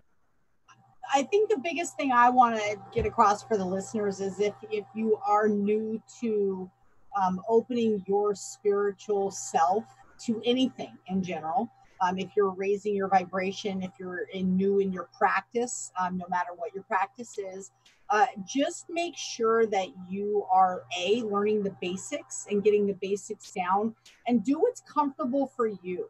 Don't put any gurus on a pedestal. Don't buy into, if somebody says they're the end all be all and they want you to buy into their programs and do all these things. So I would really steer clear of things like that, because there's a lot of people out there trying to get your money rather than trying to actually expand your consciousness. And I'm not saying you can't make money spiritually. It's absolutely okay to be wealthy and spiritual. It's because it does help the planet. If you put your money as a tool towards good purposes, you could buy the rainforest, you can help feed people, you can do all kinds of great things with that tool. So use it as a spiritual, but use your common sense when it comes to your spirituality, and do what feels right for you. So, and then just kick it up a notch. Just take it a little 1 or 2 degrees outside of your comfort zone. And if you keep doing that and keep pushing the envelope, but always stay true to the basics of who you are. So your basics is meditation, getting enough water in your body, because you're an electric being. You're literally just frequency and little tiny atoms vibrating, and what creates the current is water. So make sure that you're drinking enough water and staying hydrated, and then getting positive influences around you with books, with media, with your just your friends and your family, people that are around you. Those are your basics. Make sure you have a safe and comfortable place to practice, and be authentic to who you are. That's so important. And then from there you can build. And as a spiritual being, you're going to go through a period where you get egotistical about it, because all of a sudden you get this level of consciousness and you're like, oh, well, I'm all spiritual now. And it's not that other people aren't. Just always realize that it's a journey, and we're just on different parts of our journey.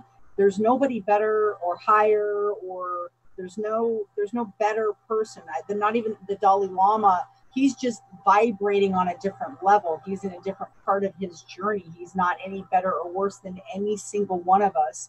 So any of you, if you're not feeling worthy, if you're not feeling spiritual, if you're feeling like, geez, these people are so much further than I am, there's a reason for that. But look into it and use your days to further yourself. Don't sit in any kind of sadness or grief, because that's a low vibration for spirituality.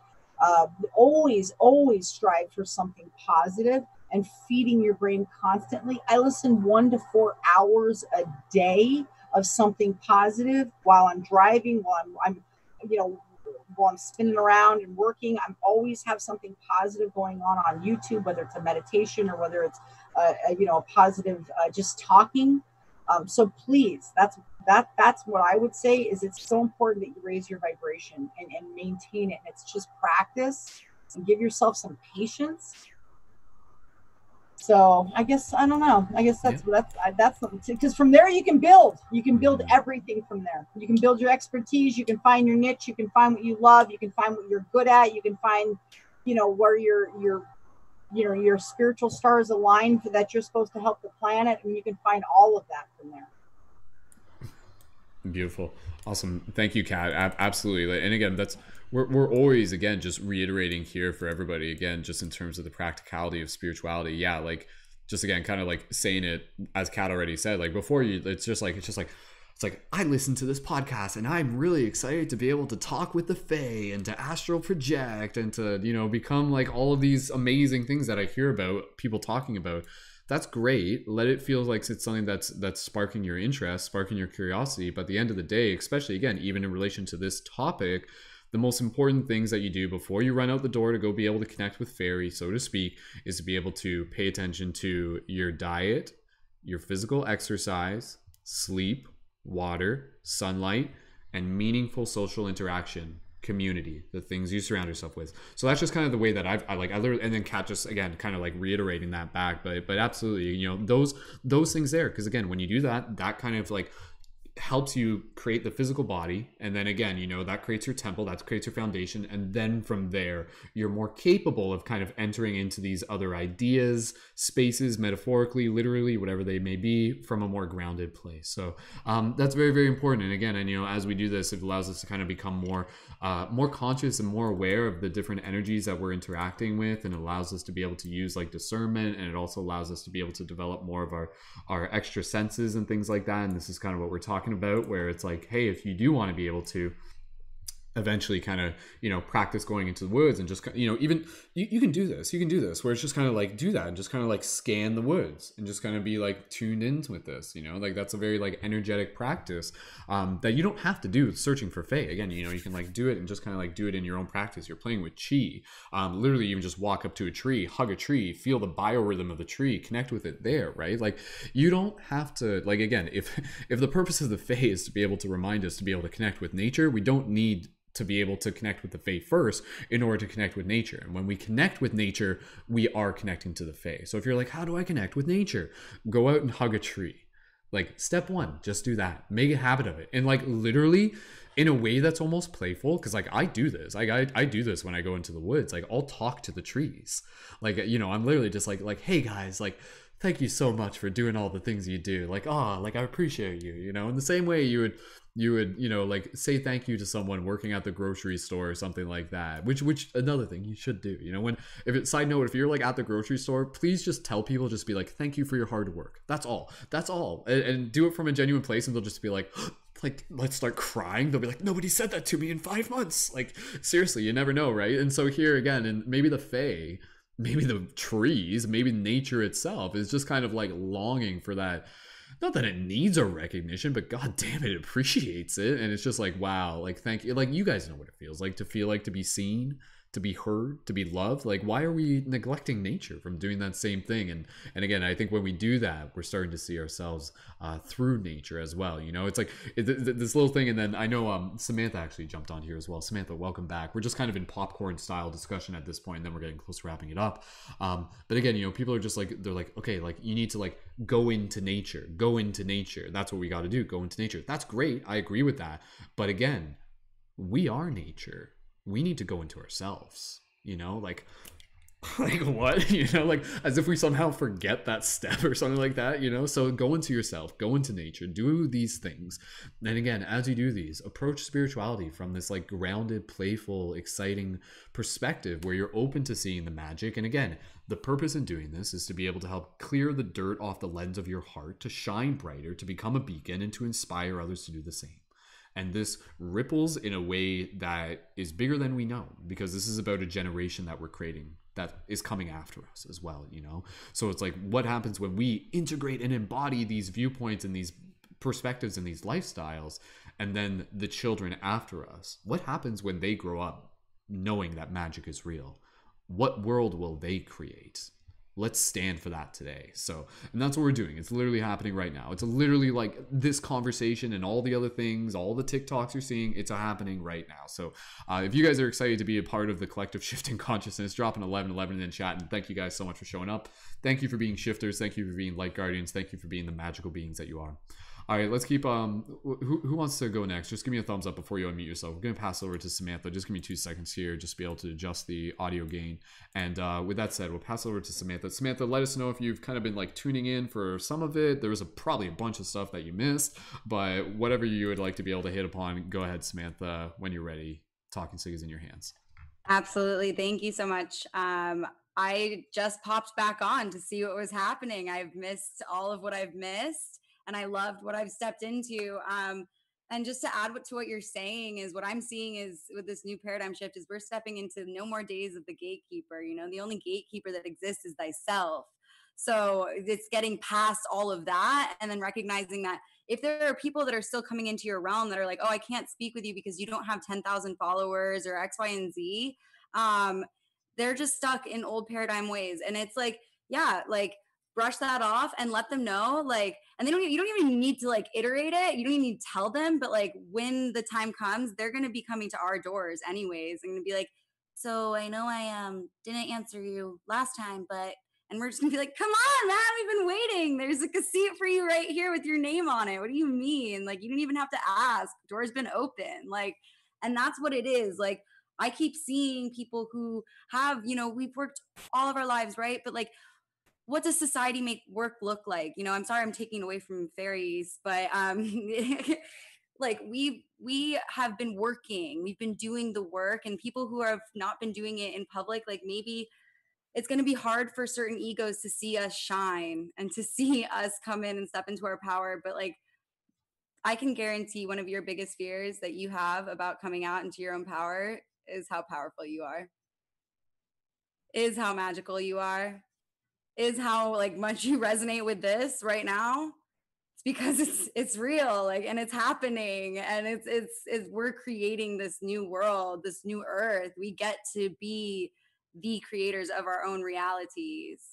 And we're doing this together, and I'm super stoked, especially to be part of this specific team, but to be speaking to you guys out there that are listening to this. Like, the fact that you chose to listen to this, I know that there's a shift happening. I know that there's a shift happening. Thank you guys so much. Awesome. It's just we're just lighting the fires right now. We're just lighting the beacons. That's what we're doing every single day, right? For those of us who feel called. So again, you know, even for those of you who are tuned in, like, side note, like, if you listening to this inspires you to be able to share your truth, your wisdom, your experiences on TikTok or whatever other platform, we give you the permission to do it. Not that you need our permission, but we're basically us doing it is we're permissionaries. You know, I've heard that term before. So let us show you that if we can do it, you can do it, and we invite you to do it because we need more people to do it. Because again, you know, what do the fairy tales tell us? They tell us of great stories. They tell us of great legends, of mythos. And that's what we need right now. We need a great story. And it's right here. It's right here. We've been talking about it again, you know, like, it's, call it what you will, but it's literally like us beings coming from these higher realms of magic and coming into this physical form to be able to help remind others of the magic that is in this space. You know, like, I could stand by, because the story is unfolding every single day. We're living it, and you are a part of it. You are part of, you are the hero in your magical quest. Let's keep passing and talking, stick around. If anybody has to leave early, that's okay. Let's put about 15 more minutes on the clock, and then we'll get into our closing meditation. So Tim, we'll pass it over to you. Tim, if you please feel free to introduce yourself. We'll pass the talking stick over to you, and go ahead, leave us some, let us know what this has been like for you and any additional thoughts on fairy lore. Go ahead, Tim. Welcome. Okay, can you hear me? Sounds good. Can Perfect. Yeah. Sounds good. Yeah. Oh, okay. Dope. Okay, yeah. So I'm pretty much like new to this, not to spirituality, but to like this group and like even TikTok a little bit. But like I just learned so much, and you guys are all so sick. Like you guys are all so dope. I just want to hug everyone in here. Like you guys said like new things that I've just never heard before, and it just opened my mind up to like way more stuff. Like I've pretty much only been into like astral projection and like dreams and lucid dreaming and psychedelics, a lot of psychedelics. But yeah, just learning about all this stuff, like it just made me realize, like when I was working with kids, they were just so fascinated by just like the smallest things, and I was like, how? Like I just like, this is just a rock.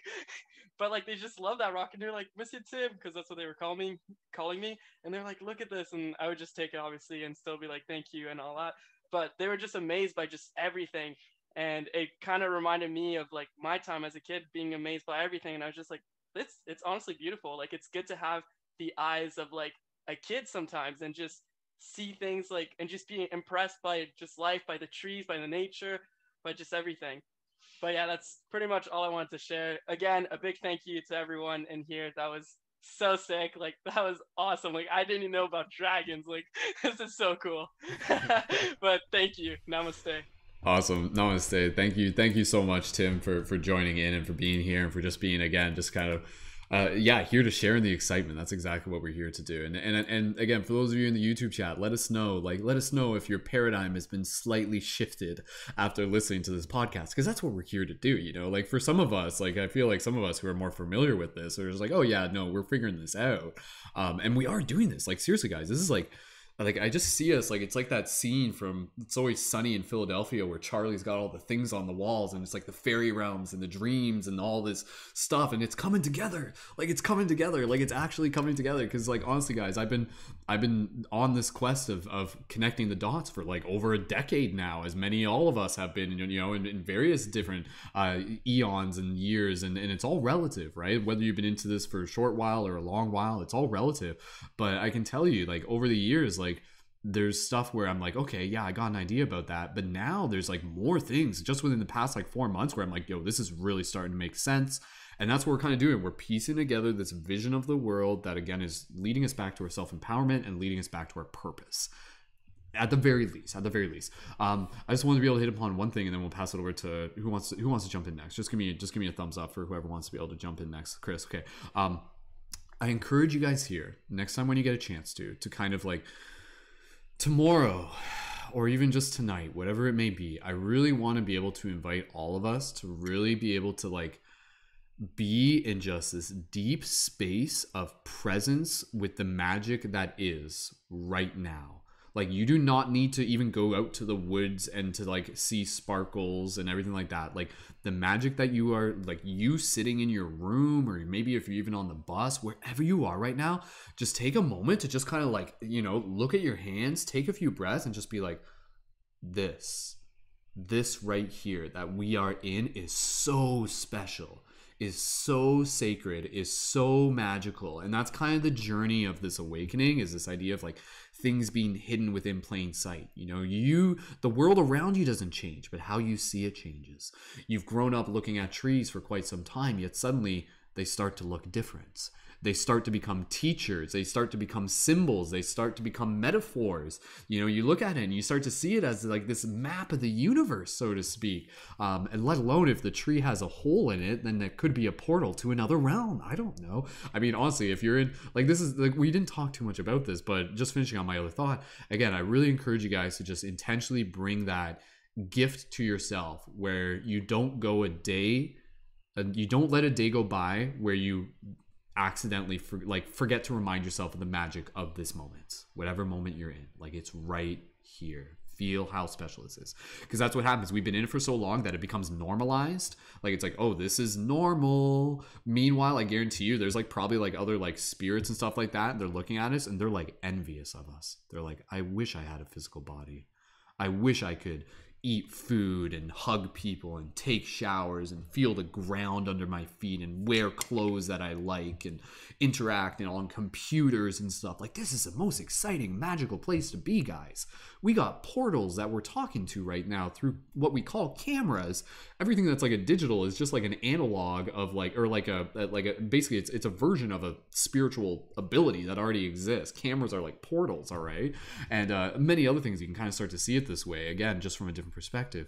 But yeah, just really reminding people that like this magic is already like right here, right now. And just, find it in your breath. Find it in sitting down with your friends. Find it in a meal. Find it in whatever it may be, because it's there in every single moment waiting for you to find it. And then make a habit of that, and you'll help other people find it as well. What was I going to say? There was another thing I was going to say. I was talking about a couple things there, and I was like, oh, I'll talk about this. And I didn't want to get sidetracked. Oh, right. Okay, real quick. Portals. Let's talk about portals real quick, right? Fairy portals, things like this, because we didn't really talk about this. I love this idea. I'm not really sure where I'm going with this. Again, if anybody else wants to add on to this, or Chris, you can bring in whatever you want. Again, this idea that like in stories and mythos, it would usually be this thing where like holes within natural environments are usually what are thought of as like portals to other realms. So if you were to approach that hole from a purely 3D physical perspective, it might just look like some rocks that are kind of like, there's like a space between the rocks. But if you were to look through it, it's just like, no, there's nothing in there. It's just earth, right? But if you look at the way how portals work within dreams, you can start to understand how portals might work within the fairy laws or whatever it may be, right? Where again, it's kind of like this idea that I think the way how holes work, and like this is like, again, just freaking another topic in itself, but when the active observer isn't fully there, it's like there's more possibility for that space to become anything it needs to be. So if there's a hole that a human can't see into, whatever is inside that hole where there's no observer, collapsing that reality can actually become like something what could be a portal type thing. The way how you can think of this in some form or another is almost like this idea of like it's similar. Again, this is just my way of explaining it. If you guys have another way of explaining it, please feel free. But this is the kind of like how I understand. When the active observer isn't there, things kind of exist in almost like a quantum flux state. So this is kind of how tarot works. When you can't see any particular card, it's like every card is every card. And then you pull the right card. It's literally this idea of like a quantum fortune cookie. There's no eyes on the inside of the fortune cookie, and until you open it up, it's like it's unquantified, and then it becomes what it needs to be. This is me, like the fortune cookie. How does that connect to the portals? Again, it's based on this idea that from my understanding, when there's like this space where the active observer isn't collapsing the reality through observation, things can exist in a different way and on another dimension. Maybe that's part. Again, I don't know. I'm trying to piece this together. I'm just trying to understand. But again, I know in dreams, if there are holes, you can go through holes and they become portals. And this isn't just holes in trees or holes in rocks. This could be like holes in anything. Like even if it, like, side note, anybody here, go watch the movie Enter the Void. You see this happen. And this is because this is stuff that's literally out of like Tibetan Book of the Dead, where they talk about like, like it's because it's not just the hole. I think it's like the hole is a stepping stone for the imagination to activate the idea. So it's like, the process of stepping through something activates the thought process, and then the thought process is actually like the initiator element. Maybe does that make sense? I don't know. We can talk about fairy magic holes or something like that, fairy holes. But anyways, Chris, go ahead and take it from here, please. Passing the baton to you. The magical myth of fairy holes. What are you guys talking about? Anyways, go ahead, Chris. What do you think? Okay, wait. You guys can hear me well? Okay.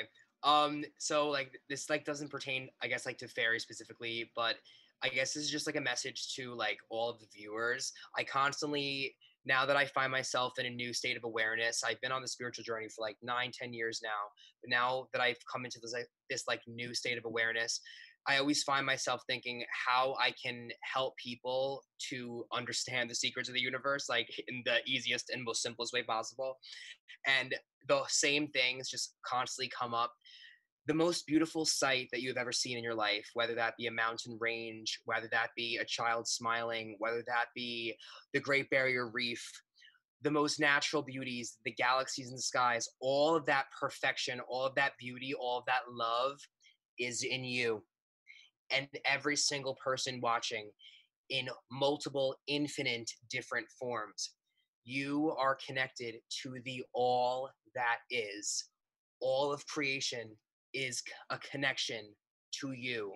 We are all parts of the greater whole, okay? Right now, we are going through the Great Awakening, okay?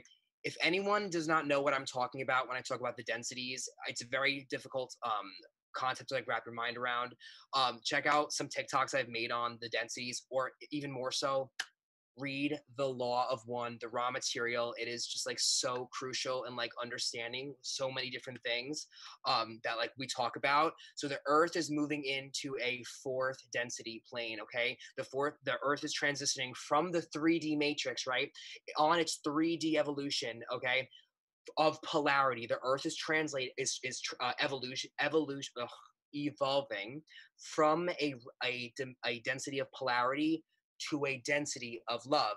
Now, not everyone is shifting, right? Now, people who were already spiritually woke are now like moving into like 5D, right? People who were like, were always asleep are now finally waking up for the first time. People who were like always so invested in the matrix, even if it's something as like mundane as like, oh my God, my government's fucked up. Oh my God, what's going on in the world, right? People are waking up. Okay, this is because the Earth is moving into fourth density. It's moving into a place of love. Slowly, the collective society, we are learning the lessons of love, of unity. Okay, we're learning that slowly, but it's happening. And here we were already like fourth density. We were already coming from a place of love. Now, us creators who are already in the 4D, we're moving to the 5D of love and wisdom and understanding behind that love. Okay, because from the 5D, there is no polarity. There just is. You understand? We're just all energy and we're all one. Okay. So like I said, we're going through the Great Awakening. And, you know, one of the things, like when TikTok was first becoming a thing, I did not like know that it was going to be like broken up into niches or whatever. And I remember when I discovered like a spiritual community on TikTok, I had thought to myself, you know what? If there's an awakening happening, you bet your ass my voice is being heard, because I don't do it for the motherfucking followers, the likes, the nothing. I do it because I genuinely find happiness in helping others to shift their perspective, to escape the suffering that so many people feel. Because the thing that everyone misses, the thing that everyone just misses, is that it begins and it ends with you. All that is searched for, all that you need is found within. There is no problem with working and loving the external sources and energies that we use to connect with us. We love it, you know, but at the end of the day, it is all found within. And then the very last thing I wanted to say, okay, yeah, that's it. That was totally it. So that's like my spiel. That's awesome. That's awesome. Was there any, because I mean, again, that was kind of like a side spiel and stuff like that. Was there any fairy stuff? Did we want to, any other fairy stuff? I mean, that we want to just kind of, because okay, let's get at this point. This is like closing thoughts for everyone. So closing thoughts, Chris. Even if you just want to take a moment to breathe, I'll mention one thing. Again, this is a big theme that, you know, I talked about this in TikTok the other day, and it's been said, but not in this exact wording. Where again, you know, there's this very powerful idea that a lot of people, they think they have to see it to believe it. But in reality, in one of the realities, the reality that seems to be quite ubiquitous, you have to believe it to see it. So when you open up your heart to that, that's when, again, you know, it's like because when you do that, you're also basically telling the universe, okay, like I'm ready to receive this. Much like how you would set an intention with dream practices, you receive what you are ready for. And so when you start kind of embodying that, the universe is like, okay, they're ready for this, you know. And then the synchronicities, the magic, the interactions, the dreams, all of those things in due time will come to you as you are ready to receive them. So again, going back to what you were saying, if you want those things to come to you sooner rather than later, what do? Focus on the basic stuff. Focus on the basic stuff, the food, the diet, the exercise, sleep, water, sunlight, social interaction, community, all of that stuff. And again, that helps kind of raise your vibration, so to speak. Again, go through the things where you're being able to feel the emotions, feel them to heal them. Don't push emotions off to the side. Don't bypass. Sit with things. Learn from things. Don't desensitize yourself with substances instead of dealing with emotions and things like that. Everybody has done this at some point. Again, just try not to do that. There are healthier ways. If you feel like you've got like something where you're kind of like dealing with anger and frustration, don't always turn to the substances. Instead, try turning to nature. Let the energy flow, and the energy will flow through you, and relax. But again, when you do this brings you more able into the space where you can literally embody that concept of believe it to see it, sort of thing, which I think is really important. And again, you're showing up as that student. You're doing the work, and again, the universe, whatever it is, it sees that, and it's like, okay, this person, they're ready for this. And it's not just because it's here to fascinate you, it's because it's here to call you into your purpose. So it is like, oh, you're here to step into your next level of great responsibility, because with great magical powers come great magical responsibilities. This is the tagline of this episode, more or less. But yeah, let's Chris, was there any, okay, or Kat, Chris, who wants to go on next? Because I know, Chris, I asked you if you just had any closing fairy thought type stuff. We'll do that. Okay, and then we'll pass it to anybody. The one thing that I don't think that we talked about with fairies is just about offerings. There's a lot of like debate over whether or not to leave offerings. Me personally, in my practice, I think that you should leave offerings. I think that leaving offerings is a great way to show respect, and I think that it's a great way to begin to build your relationships with the Fae. That's just me. And whatever offering you decide to leave, make sure it is biodegradable. 100p biodegradable. You don't want to be leaving something that is going to like melt or decompose and mess up the environment that you're trying to like respect. So like that's just like something on offerings. That's basically it. Cool. That's good. And so because you were mentioning before, like you like said, like you like offer them crystals and stuff like that. So would crystals be something? And again, when you say like leaving an offering, maybe again, just for context, like what would, like, I guess like I'm imagining, you kind of like go for a walk, feel things out, find a place that maybe would feel like a magical place, and maybe just kind of like put a crystal at the base of a tree, come back a week later, see if it's still there type thing. Like, I mean, you tell me, what would be the protocol? Yeah. I mean, so like, I wouldn't even necessarily come back to see if it's still there. You know what I'm saying? Because like I'm leaving the offering for them, not like for me. Not for your own. It just so happened that like when I was first doing that like years ago, I was working with the Fae in my backyard, so I happened to like go see if they checked like in the hole in the tree where I left the crystal. But like for example, like I always say that like if you have like any sort of like yard, you can go and connect with fairies in any sort of nature, but like I always like suggest like your land that you own, that you have built your life upon, or whatever chapter of life you are in. So like for me, like one like offerings can be a devotion to nature. So like maybe walking around the yard, or as you walk, pick up litter, or if there's like a bunch of broken branches, take the branches and put them at the base of the tree, or maybe leaving cream or milk, or maybe leaving alcohol, or maybe leaving not like a can or but just like the actual like alcohol. Just like drop a 6-pack in the forest, boys and girls. That's what we're telling you. Do not do that, please. No, that cancel clearly. Kombucha, if anything. Duh. Anyway. Yeah, exactly. So just like stuff like that, whatever it is, like biodegradable. They love shiny things, so like things that are like shiny, and you know what, and also one of the most best offerings that you can give to the Fae is singing and dancing. So, and just like, and sharing your love. Oh, and also if you don't have a crystal, you can literally take a rock or a pebble and just charge it with your energy, charge it with your love, and charge it with your respect, and leave it, and that will just do just fine. That's cool. I like that. I like the idea. And again, some people will just be like, okay, yeah, because that's what people talk about. They like leave things in their garden, and there were some people even in the chat.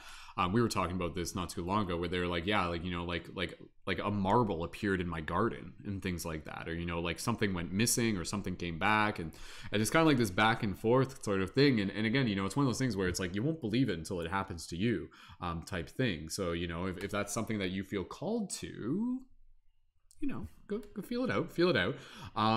Yeah, Chris, thank you again for sharing it. And there were a couple other things that I was thinking of mentioning just before we get close to wrapping this up. Who wants to go next? So who wants to hold the hockey stick? Is that what I almost said? The talking stick. Hold the hockey stick next. The talkie stick. Anyways, what? Okay. Yeah, my Canadian is showing. Thank you, Chris. What I was just gonna say, a couple stories that I've heard that I just want to be able to fit in that I was planning on sharing. When I was out in Vancouver, I met some incredibly beautiful people. They were kind of like the first kind of hippies that I had actually met in person when I was in Vancouver, living there for a few months back in 2009, and this was like a very important part of my awakening.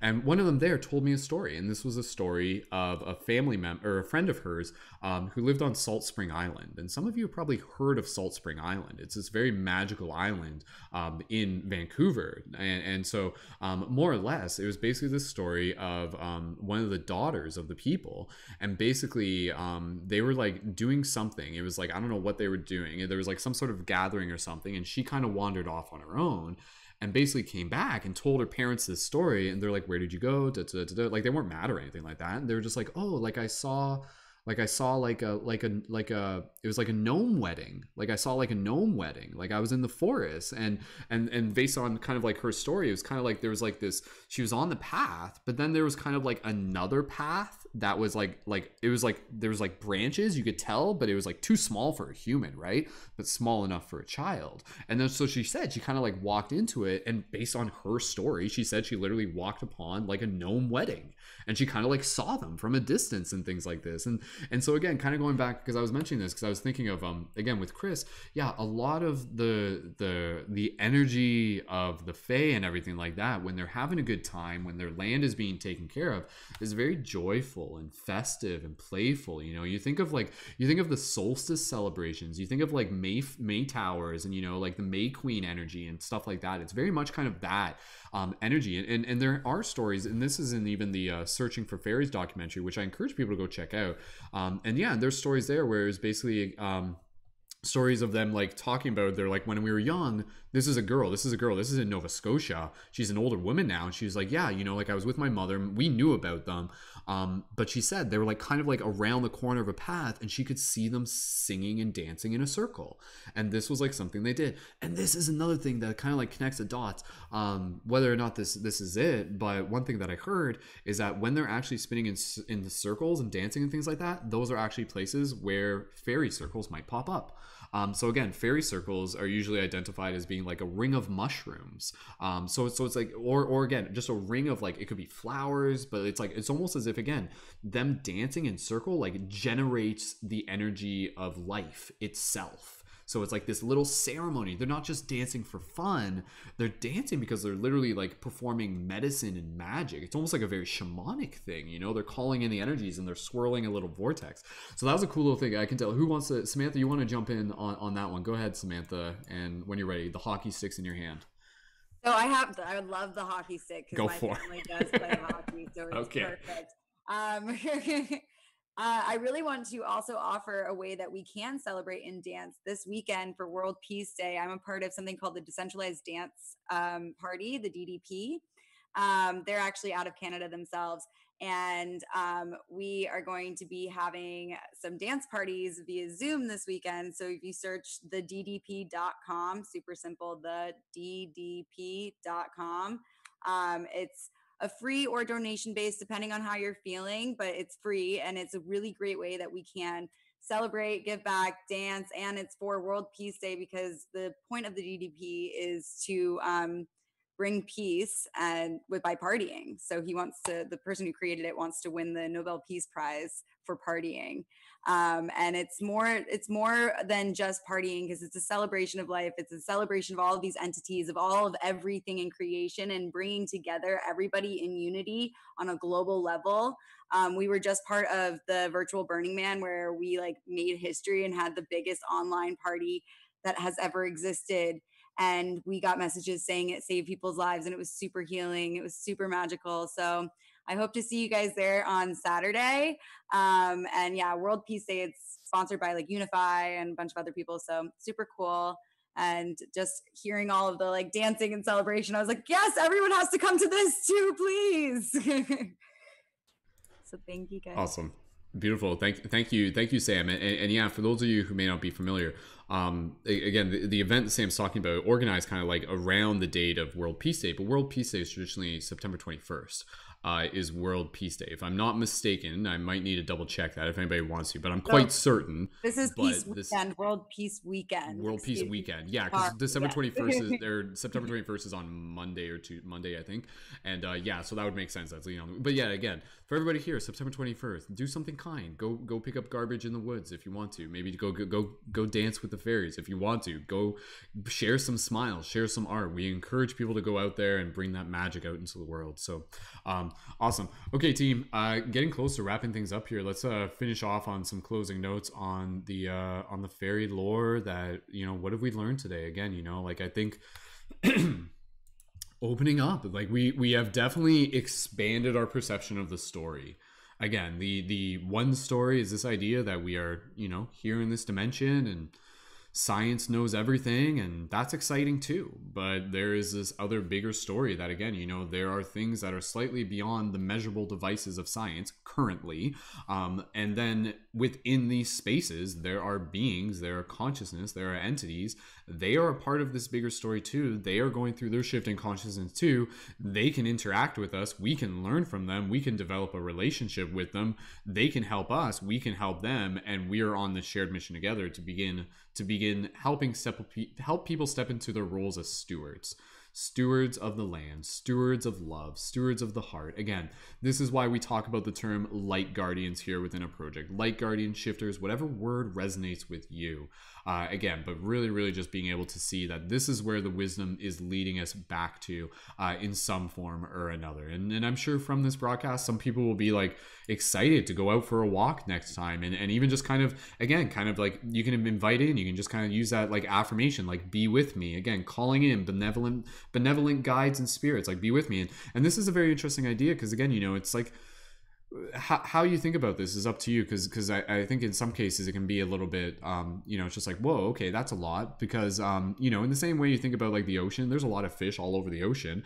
We're in this ocean of energy. There's a lot of like spirits and entities that are basically around us regularly. It's quite a common thing, and even this idea that there's like kind of like different energies that would kind of like even like follow different people, and again, and this is like almost like a separate topic and stuff like that, but this is like something that like shamans would talk about, where they would basically like look at someone and they would see like little like orbs and wisps and stuff like that following them, and then when a person is in like a more kind of like vibrant energy, there's actually like more of these. They're kind of like attracted to them, and again, it's one perspective, just to kind of be able to be open to the idea that, again, like beyond our physical spectrum, again, there are these like all sorts of things that are interacting in this ocean, and again, the Fae is part of it. The Fae is one aspect of it, but just being able to be open to that, and at the end of the day, again, whether or not you fully understand it, just know that, again, we are part of these magical realms that are all around us, and it's okay if you don't understand all of it, but there is a space around us, and our energy affects that space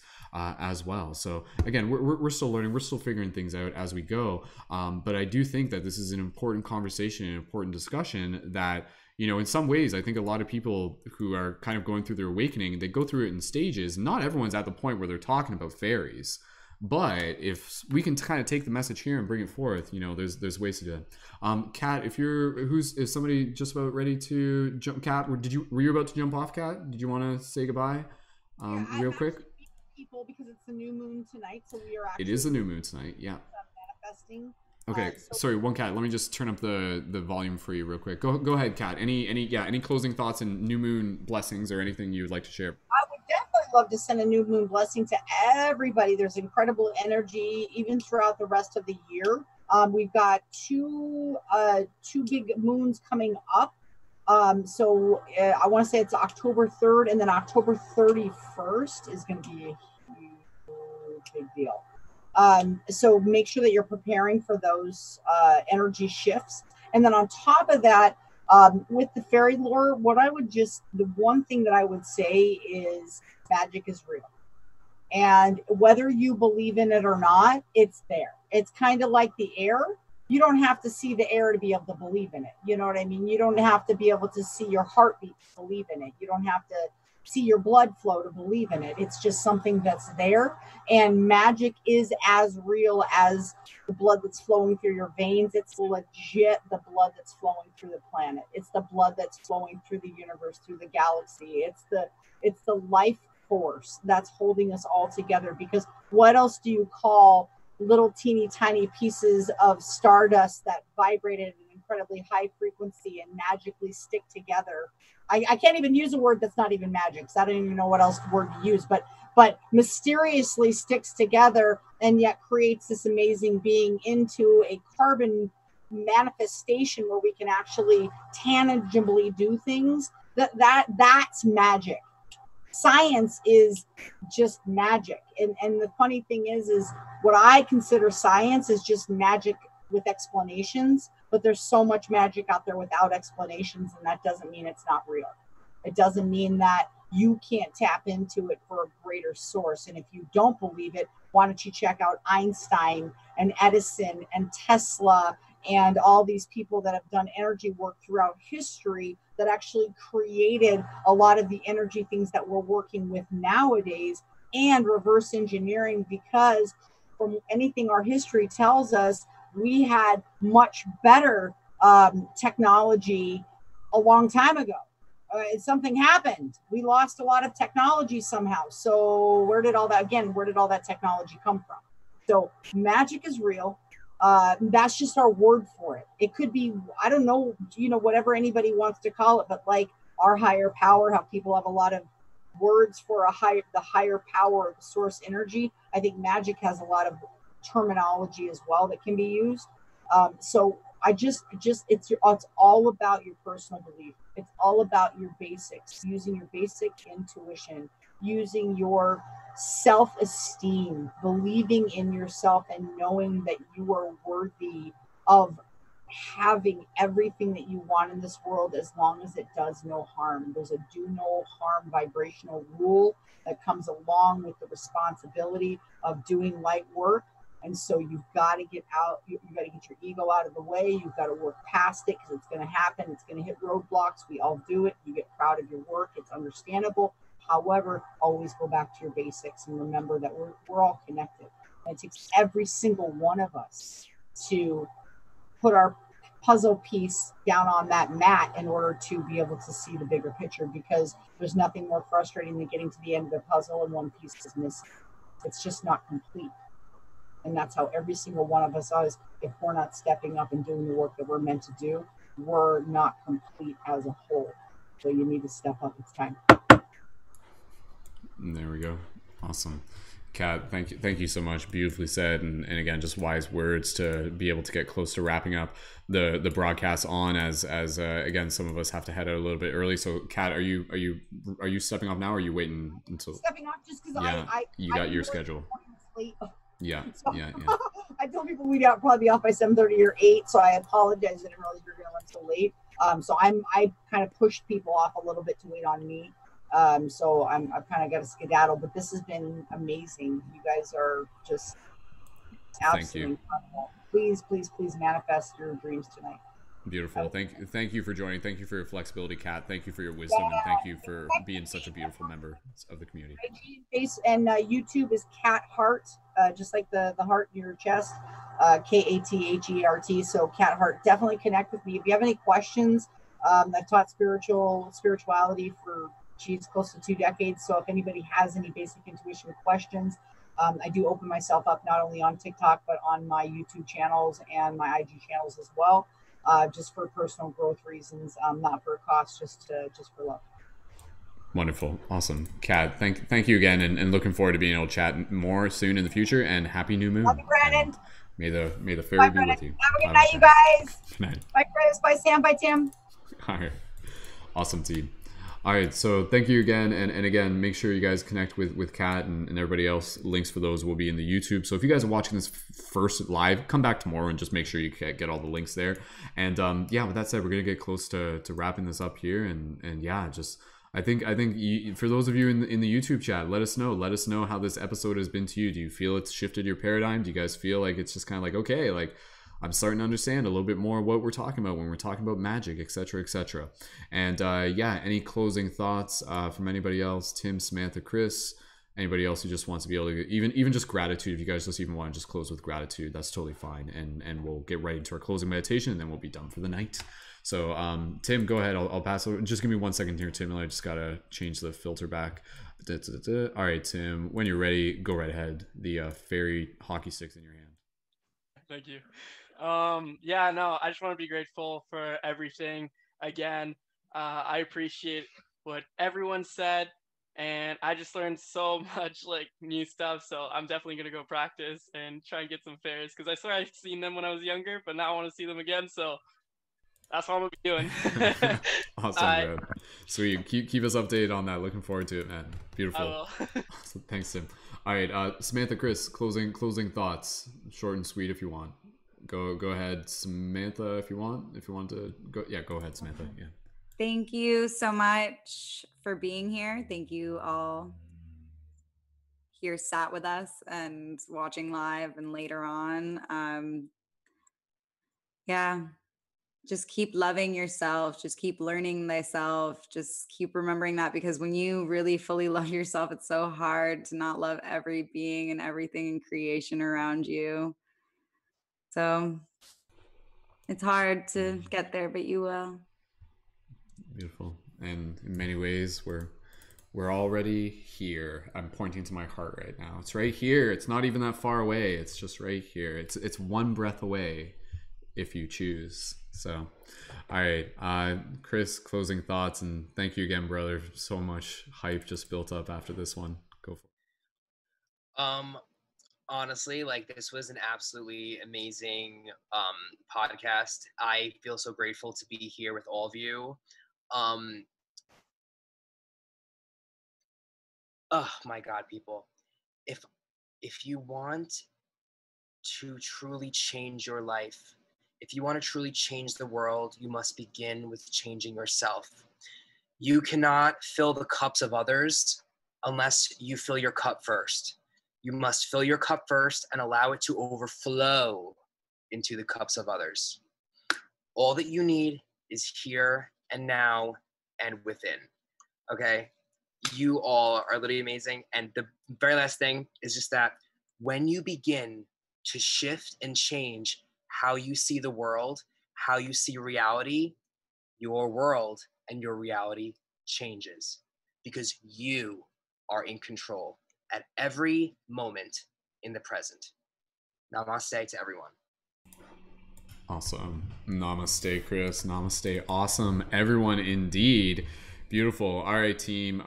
Yeah, again, just expressing my gratitude. Thank you so much to those of you who have been tuned in on any platform at any point, for those of you who have engaged in the YouTube chat, for our chat moderators, for our Patreon supporters, for those of you who are in our community, for those of you who are brand new. Thank you, thank you, thank you. And yeah, we're going to do a quick little closing meditation in the next little moment. Stay tuned for announcements on next week's podcast. That will be announced on Monday coming up. There's a couple that we're going to choose from. I just have to be able to meditate on it a little bit more. Coming up with the next month on the horizon of October, we're going to be getting into a couple different ones. We're going to be getting into one where we're going to be kind of talking about maybe, again, kind of like similar to this, branching off of this, where we can kind of get into some Halloweenish spirit, paranormal type stuff if We want to be able to explore some good old-fashioned ghost stories, and like I'm visualizing some sort of like Halloween party edition that we're doing here. I haven't fully figured it out yet, but I'm going to encourage people to dress up in their Halloween costumes, and we'll get on air and it'll be a dance party, and we'll share some stories or bring in some blessings, whatever it may be. It won't be as spooky as it sounds. And yeah, and then there's also the possibility that we're going to be doing a part 2 of UFOs and the shift in consciousness. That's one that we've been kind of sitting on. We're just kind of waiting for the right time. That topic just is, it's ramping up, you know, we're getting there. So again, if that's this month, stay tuned for it. And another very important topic that we're going to be getting into in the month of October, I just haven't decided when, is going to be one about the spiritual wisdom of shadow work. And so that's going to be a very important topic that I'm sure a lot of people will be like, okay, let's dive into that one. So again, yeah, thank you so much everyone for being here. Make sure if you guys haven't yet, you connect to our Discord server if you're looking to connect further. Again, if you guys have been watching this and you're excited about the possibility of joining on air for future team podcasts, be sure to check out our Patreon where you can join as a leading member at the $11 a month level, and through there you can also join our private Discord space and get access to all the other benefits to support you as a conscious media creator and be involved with our team of conscious media creators. And again, thank you everyone for your support in all forms. So with that said, let's in the Patreon link in the team chat, that's all in the info, and it's in my profile link for anybody on other platforms. But yes, thank you again everyone. Be sure to follow all the creators in this broadcast, and there's not too much more that I need to say that's already been said. Thank you, not just to you, but thank you to like literally, like, thank you to the Fae, thank you to the realms, thank you to the magic that we share within all of our hearts. Like, thank you, right? And happy new moon, everyone. Let us use this new moon as like again a portal to be opening our hearts to more magic. So let's get ready to finish off with a very swift and quick closing meditation. We're going to kind of go back to our visualization of the beginning. Oh, Chris has got like a little fairy statue there. Very cute, Chris. So we're going to go back to our closing meditation. Our closing meditation is going to be us going back to, again, the version of the beginning meditation. We're just going to give it there and bring this little ceremony and celebration to a closure, and we'll be back here again. So when everyone's ready, let's get ready to do a quick little meditation, and then we'll be wrapping things up for tonight. So when you're ready, go ahead, get into a nice comfortable position. Relax your shoulders, straighten your posture. When you're ready, gently close your eyes. Connecting with your breath here, soft, gentle inhales, and soft, gentle exhales. As you continue to breathe here, just bringing yourself into the space of gratitude and bringing ourselves back to this visualization of all of us sitting in a circle, seeing all of these amazing people that have joined us here in this broadcast, and just allowing yourself to be able to be in this moment where you just, even if you want, put your hands to your heart, hands to your chest, and just feeling this connection. Feeling this heart connection with the team, with the tribe, with the soul family, knowing that this community, this broadcast, this team of shifters, of light guardians, through this broadcast, we put out a very intentional signal. And if you found it, you're here. You're here for whatever reason you feel called to be here for.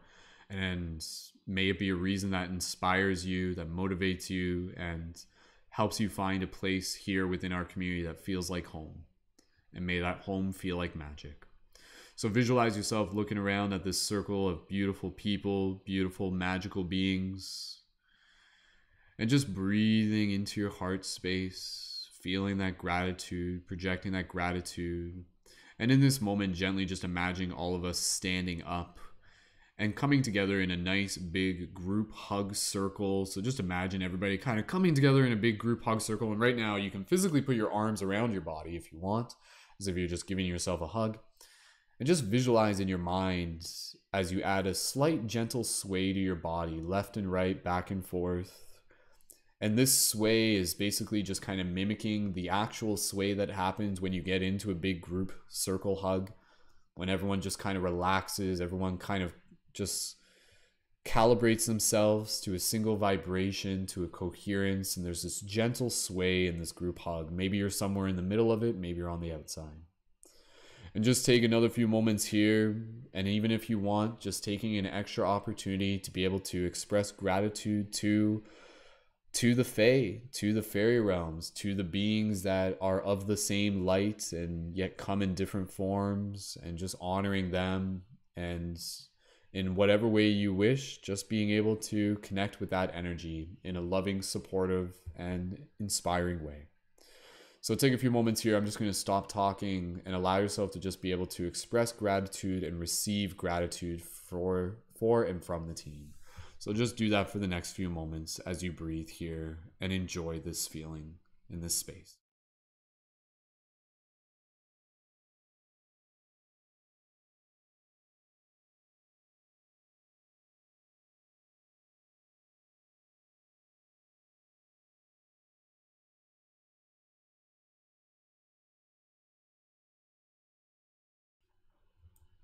Beautiful.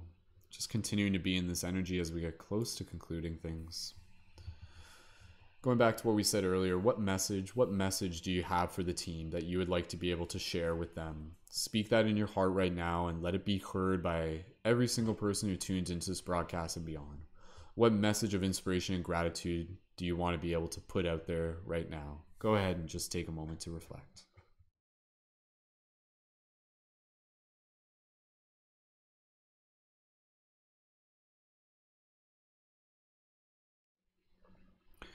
Now just take one more moment in theme with this broadcast to be able to connect with the magic of your heart, that is the shared magic of the wisdom of benevolent Fae.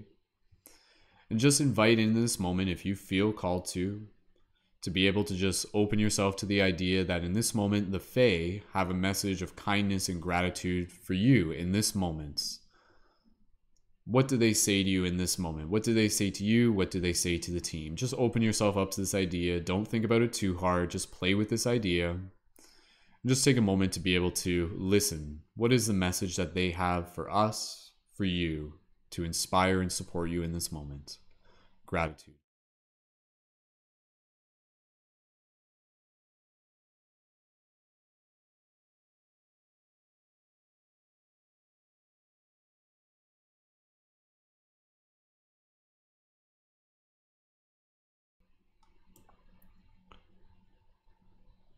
Just allowing yourself to continue to breathe here and just thanking the Fae in a way that works for you. And just concluding this moment as we gently just take one more big, deep squeeze, hug, and just thanking everyone. We love you guys. Oh, I love you guys so much. I'm so proud of you. So excited for you guys showing up. And then gently release the hug as you give a nice little exhale sigh. Keep your eyes closed for one more moment. Just take another opportunity here to imagine yourself walking around the circle, giving some additional hugs to any of the people that you saw in the broadcast, walking up to them and just inviting them to be able to share in a moment of gratitude. If you see me there, please feel free to come up, and I openly accept a hug if you wish to share. And again, I just express to you how grateful I am for you showing up. And again, just taking another moment here as you feel this energy, and may it carry with you beyond this moment, beyond this broadcast, into your day, into your week, into your month. May it ignite some magic within your heart. May you see the world with new eyes. May you see the world through your heart. May you see the magic in others and the world around you as well.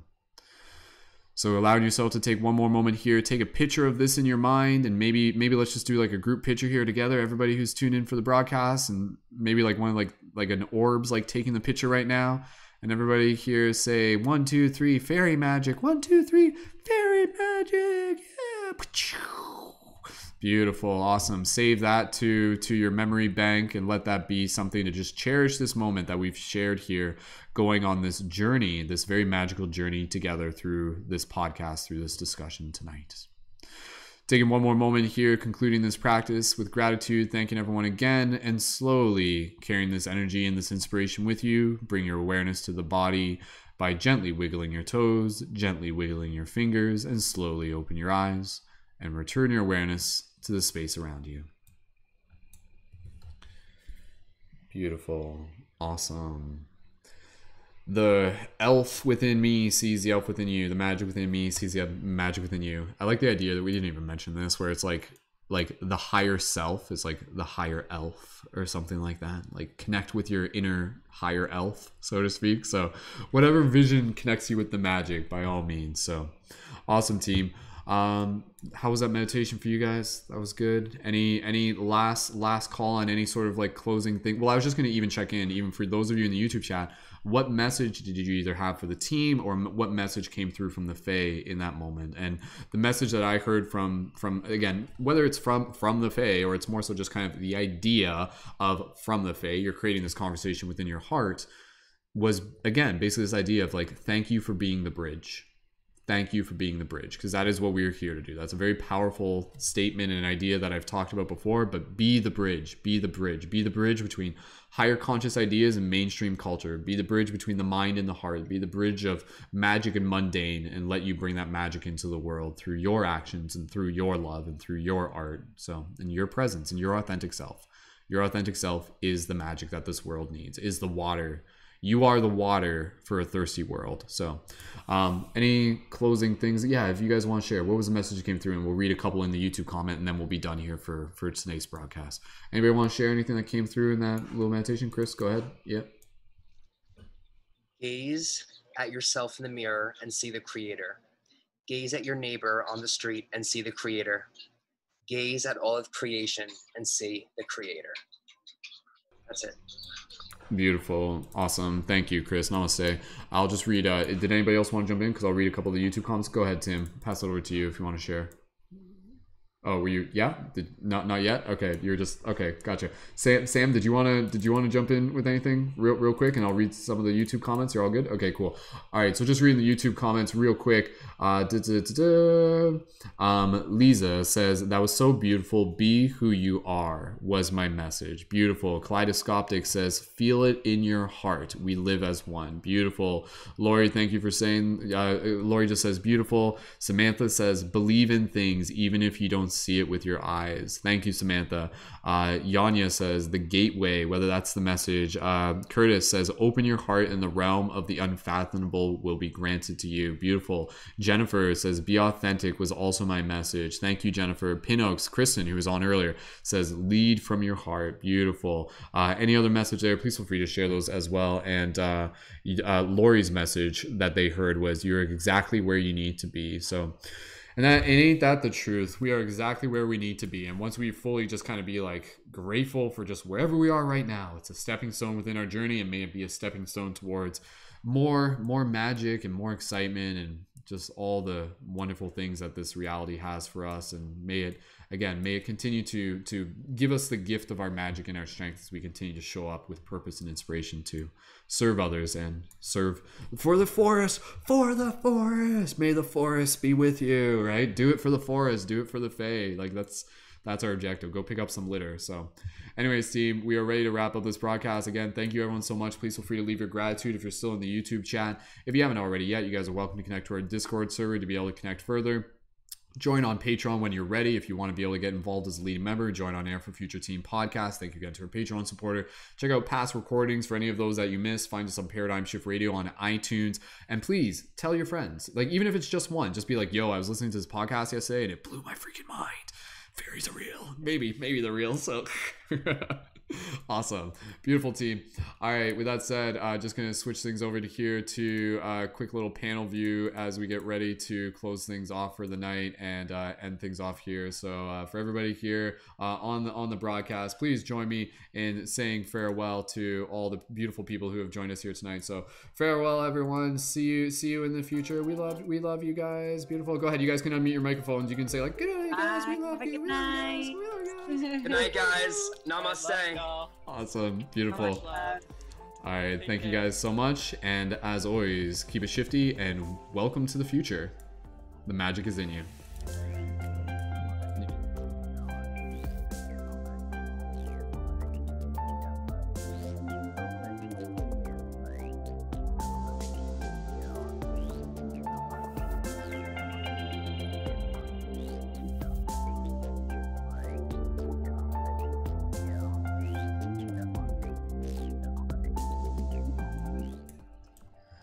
Special thank you to Danny Leonardo, whose music is featured at the beginning and end of this podcast. Be sure to check out more of Danny's work in the YouTube info below. Thank you, Danny.